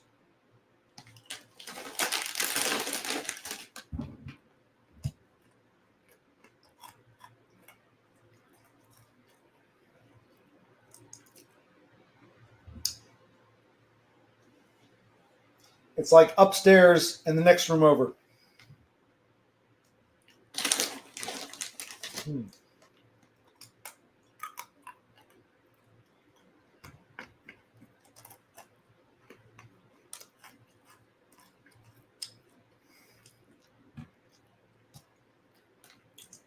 That's an interesting question. I'm sure when they're at home in their native countries, they're thinking in their native language. But you're right, on this stream, are you thinking in English or do you think in Swedish or Norwegian and then translate in your mind?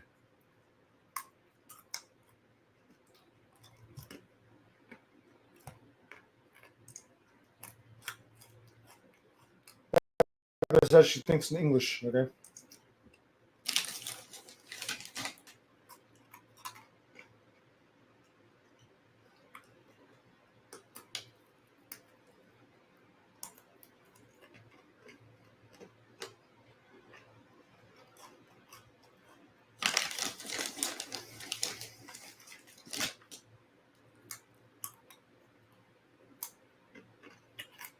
These are salty. All right, we're winding down now. Let me read my poem. All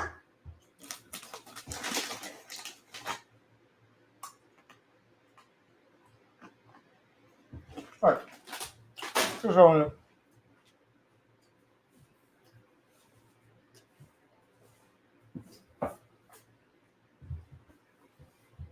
All right, instead of a poem, let's read something different. I have this book here.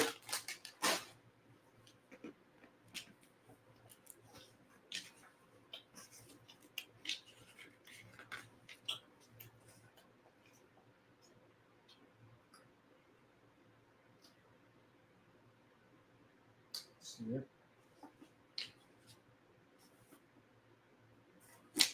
Try to find something good to read from this. I'll tell you about it in a minute.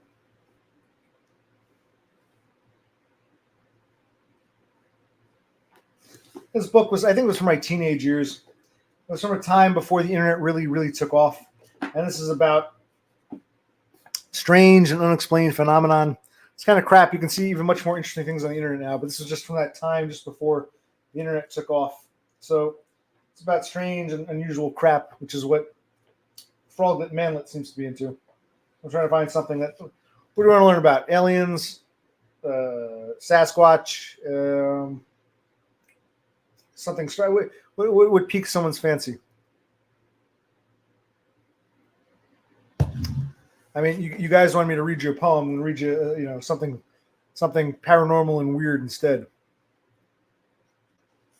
Well, here's the Yeti, the abominable snowman. Any takers or not? Am I not reading?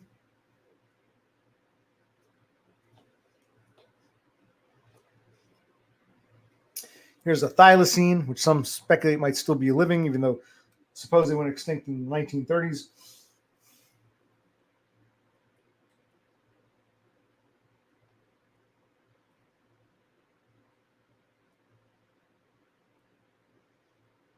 Read what? Read what? You're not giving me here. Let's see here. Something about a giant squid. Or actually, it was a giant octopus. My mistake. A giant octopus. I mean, you people aren't giving me much. There's a sea serpent. I want to read to you. Okay. Frog that wants snowman. Hold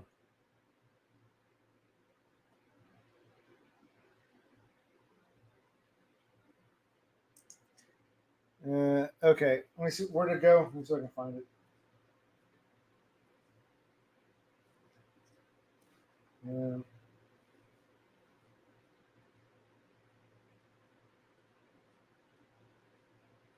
Where was it?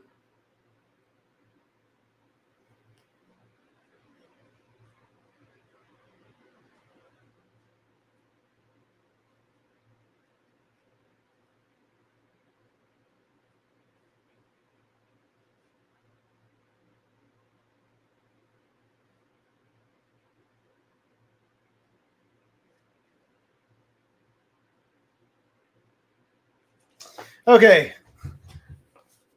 Are we reading about the giant octopus? Do you really want to hear about a giant octopus?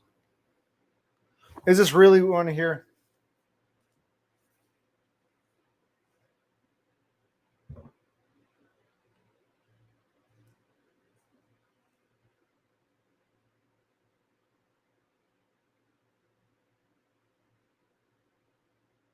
I'm reading this. It seems kind of boring.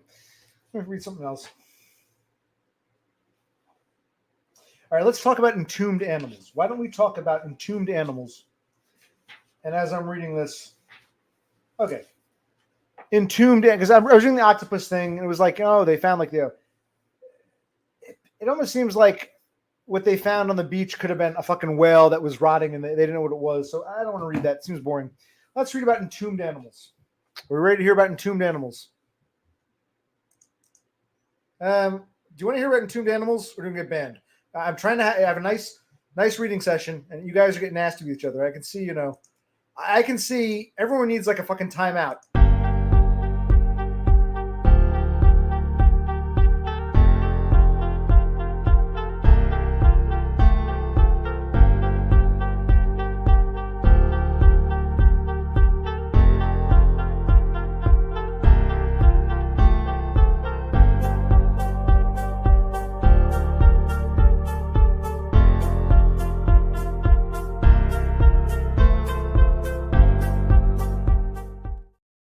All right.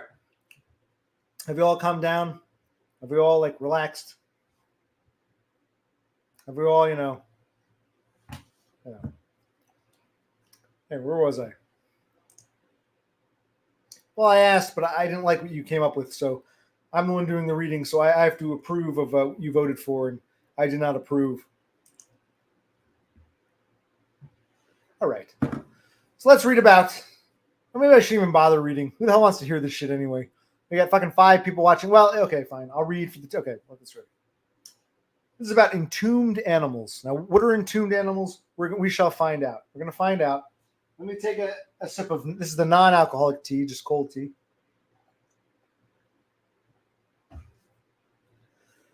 And then we will read about entombed animals because, Cassandra, Bepis, King Froglet, and of course my boy, Destroyed by Foids. This isn't a poem. This is about entombed animals. Let me explain how this is going to work, DBF. I'm going to read about entombed animals, and you're going to sit there and listen and like it. Okay. So are we ready for the entombed animals? Or do we need another countdown?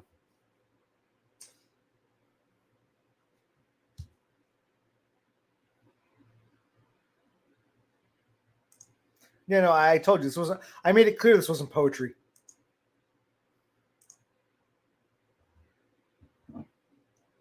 I did not know that. Why don't you elaborate for us?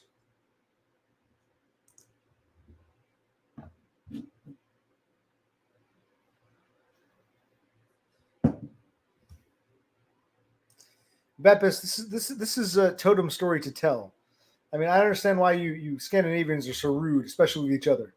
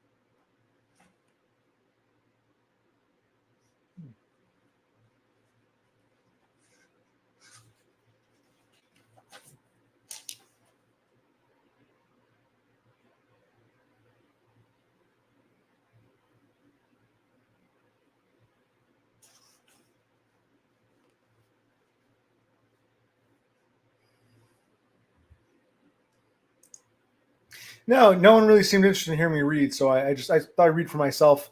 I'm winding down, I'm about to get off. I thought that you guys talk amongst yourselves. This book is from 1997, my teenage years. So it's almost 30 years old, not quite. And I was just reading like, oh, this is interesting. This was this kind of stuff. Now you can look up all this stuff and more on the internet now, but it was still dial-up was still in its infancy. So this was like one of these just curio books. So I was reading about it, and if you guys want to hear, I'll read. But you guys want to talk about sharks? Talk about sharks. I'll read. You can watch me. You can watch me read. How's that sound?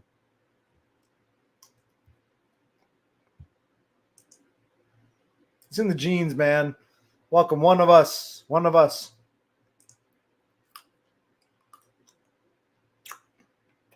Pretzels are pretty good. I haven't had pretzels in a while.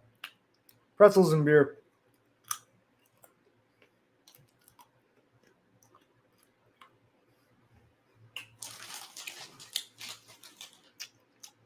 I wonder what a Swedish pretzel would taste like.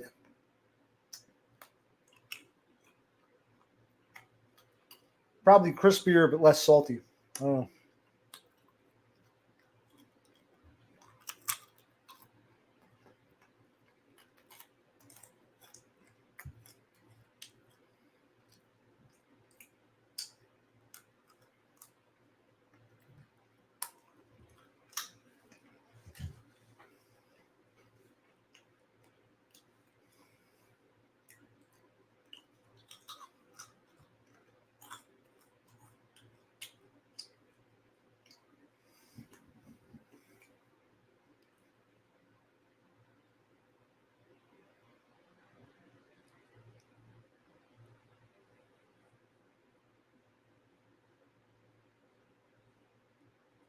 Interesting.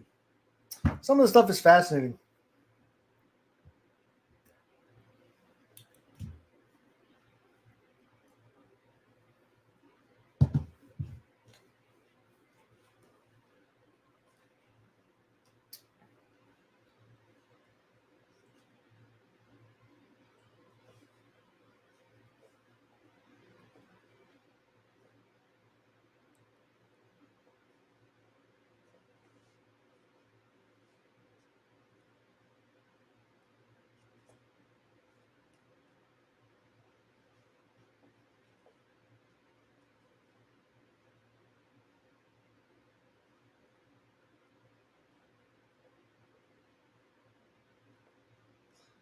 As you can see, I've kind of lost interest in the.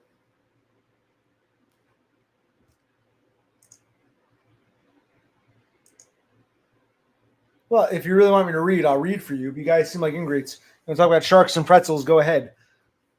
I'm upset. Now, you want me to read something or not? Because I'm ready to get off. So I'm going to say good. If you don't want me to read, I'll say good night. If I'm going to read something, I'll read something. I mean, make up your mind. You want to read or not? To read or not to read, and I'm going to say good night. But I wanted you to say your goodbyes to each other. So if you want to talk about, snacks or, whatever that is, go ahead. Okay, but you got upset because I was going to read about giant squids or giant octopi. Okay, no reading. All right, so we're going to say goodnight. We'll put it to a vote. Want me to read? I'll read. Not read. So Matt says don't read. Okay, Totem wants to talk about sharks. So I'm going to read to myself for 5-10 minutes. Totem will talk about sharks and we'll say goodnight.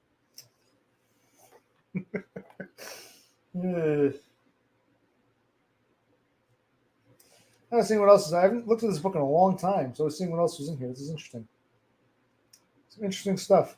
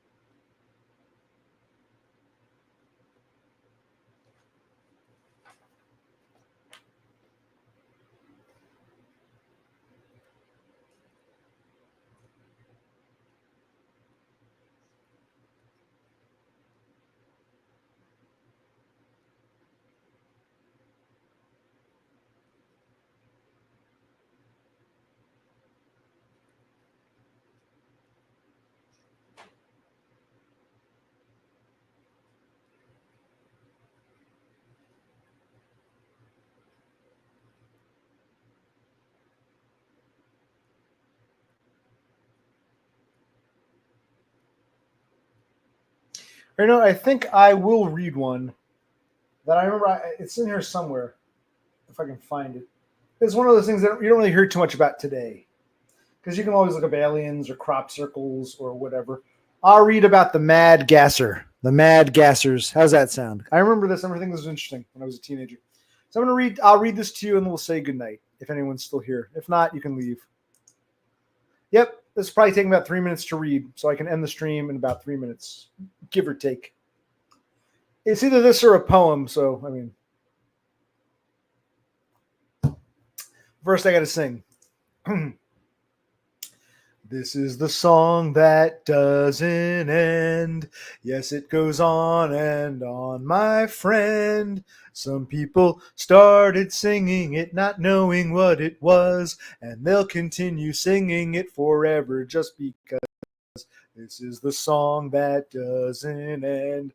Yes, it goes on and on, my friend. Some people started singing it, not knowing what it was, and they'll continue singing it forever just because this is the song. You guys might not know that song, might be a little too young, but okay, where was I? Good one, Totem. Yeah. Hey, you're almost there. You're starting to eat like an American. I'm proud.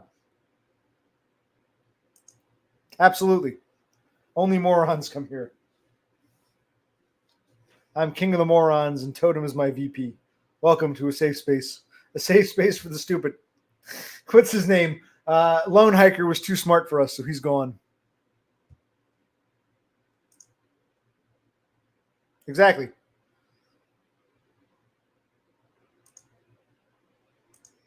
Except for Doggo Food Frodo, because I mean the Jews. I mean, they're some of the smartest people I've ever met. So am I reading about mad gassers or not? Do you want me to do this or not? Where's everybody?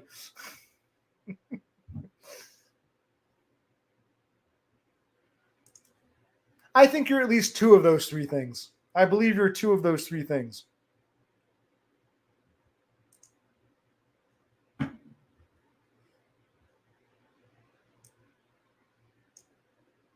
We don't have to read about mad gassers. I don't care about that. I was just, All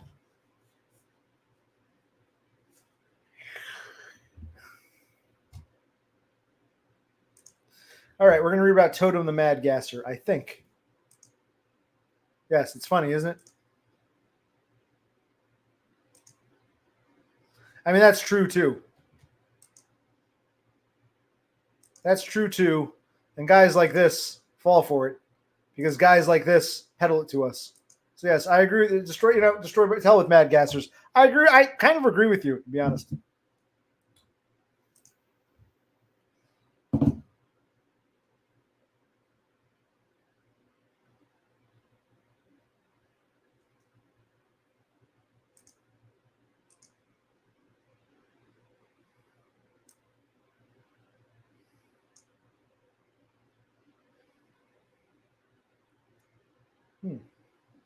Well, I'm winding down too. I go to bed. It's fucking going to 5 o'clock in the morning. Sideshow Click might be up soon. I'm supposed to go to bed early. I go to the paint store, get some paint. It's been 3.5 fucking hours, man.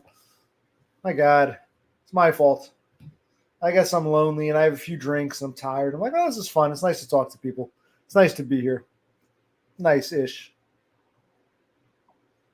But, I do these bursts of streams, and then I don't, I might not stream for a while. I might disappear for a while. Oh, well.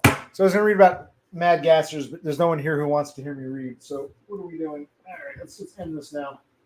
Put this book back. Okay, so no, he's going to get up and go to work. He's going to go to work. All right, so who's still here?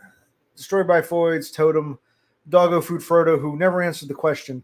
Your black girlfriend, did you guys have some fun and now you're done, or did she fall asleep, or what's going on?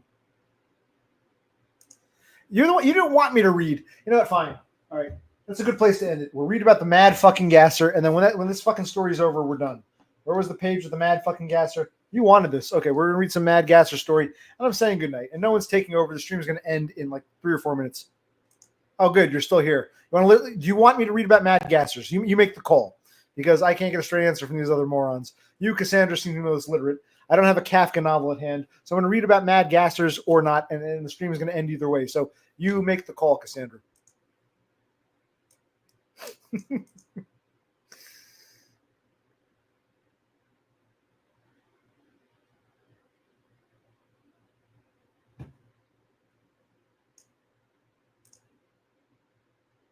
Okay, so we're going to read.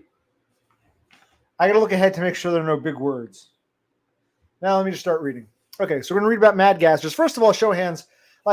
You've probably heard of UFOs and Bigfoot and crop circles, whatever this Bermuda Triangle, all this other bullshit. But mad gassers, I'm only reading this because this isn't something you hear about too often. Who here has heard about mad gassers? Anybody have any idea what a mad gasser is? I'm going to assume that's a no. So let me start reading. Okay, we're going to go back now. In the late summer of 1944. So let's go back in time 80 years ago now. 1944. World War II is still raging, whatever. It's we're in 80 years ago. Late summer of 1944. And at this time, a mysterious assailant terrorized the small east central Illinois town of Mattoon. Small town, population about 16,000. So we're in Mattoon, Illinois, in the latter days of World War II. And there is going to be a test next time I stream, so I hope whoever's here is paying attention. Okay, so we're in Mattoon, Illinois in 1944, 80 years ago. It's funny, I bet pretty much everyone involved in the story is now dead. I guess a newborn baby then would be about 80 now, so there's probably no one alive today who remembers this mad gasser thing. I guess there might be a few small children who are technically around who are now old, and maybe they remember their parents talking about it, but This is probably just a forgotten thing in American lore. Is anyone paying attention?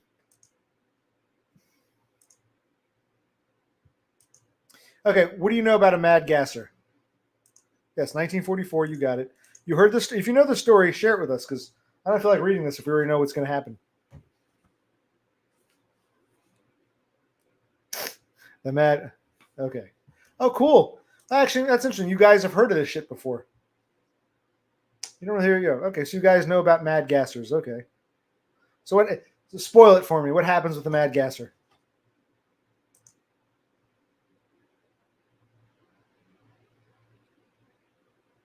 Okay.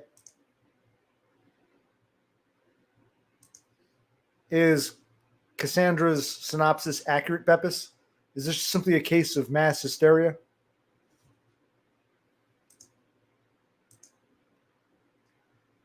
Oh. All right, let's see what this book tells us about mad gassers. All right, so where were we? We were in 1944 in the town of Mattoon, Illinois. Mattoon, Illinois. For 2 weeks, it was only a 2-week period, townspeople reported frightening episodes of gassings in their homes. Their attacker would eventually be declared imaginary by local law officials who considered the case one of mass hysteria. So Cassandra's on the right track. The local officials consider it mass hysteria, but we know how local officials like to diffuse panic and, they may lie to cover something up. So just because the officials told us it was mass hysteria doesn't mean it's necessarily mass hysteria. Where the hell is Froglet Manlet? This is his cup of tea, I thought. So the officials will tell us this was simply mass hysteria, but, that's just their word. Okay, where were we? Okay, we're 1944. We are in Mattoon, Illinois. We're talking about mad gassers. The officials will tell us it's just mass hysteria. Again, Mattoon, Illinois. Okay. Let's see. Historians and psychologists who later reviewed the case concurred with this conclusion. Still, unanswered questions about the Mattoon episode remain. There are still unanswered questions despite the authorities wanting us to believe that it was simply mass hysteria. So the town of Mattoon, their phantom-like menace first made his or her presence known on August 31st. What year was this? August 31st of what year? Who was or wasn't paying attention?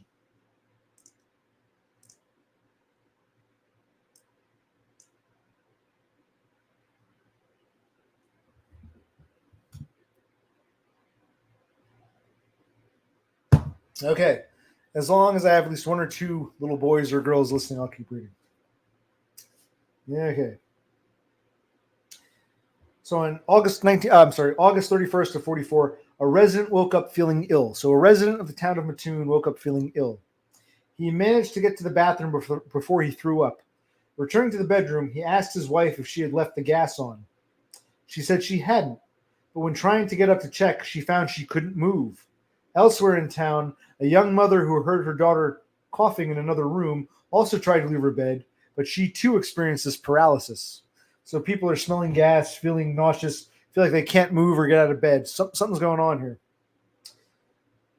At 11 p.m. on September 1st, this is the next day now, September 1st, a sickening sweet odor in the bedroom awoke another young mother, a Mrs. Bert Carney, from her sleep. So Bert Carney's wife awoke to the smell of a, quote, sickening sweet odor in her bedroom.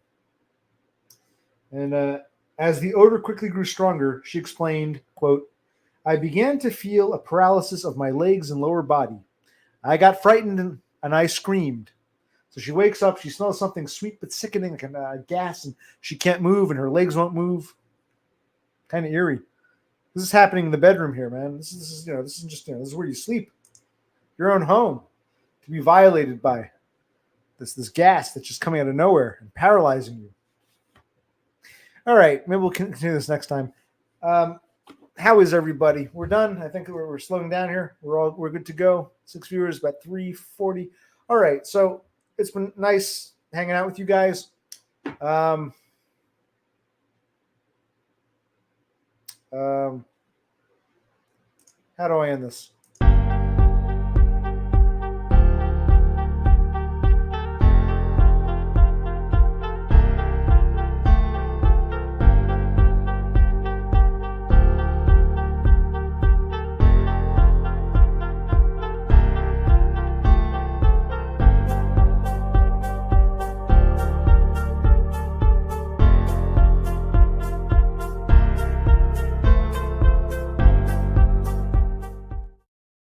right. Thank you, everyone who joined me tonight. Until next time, Occupational Click out.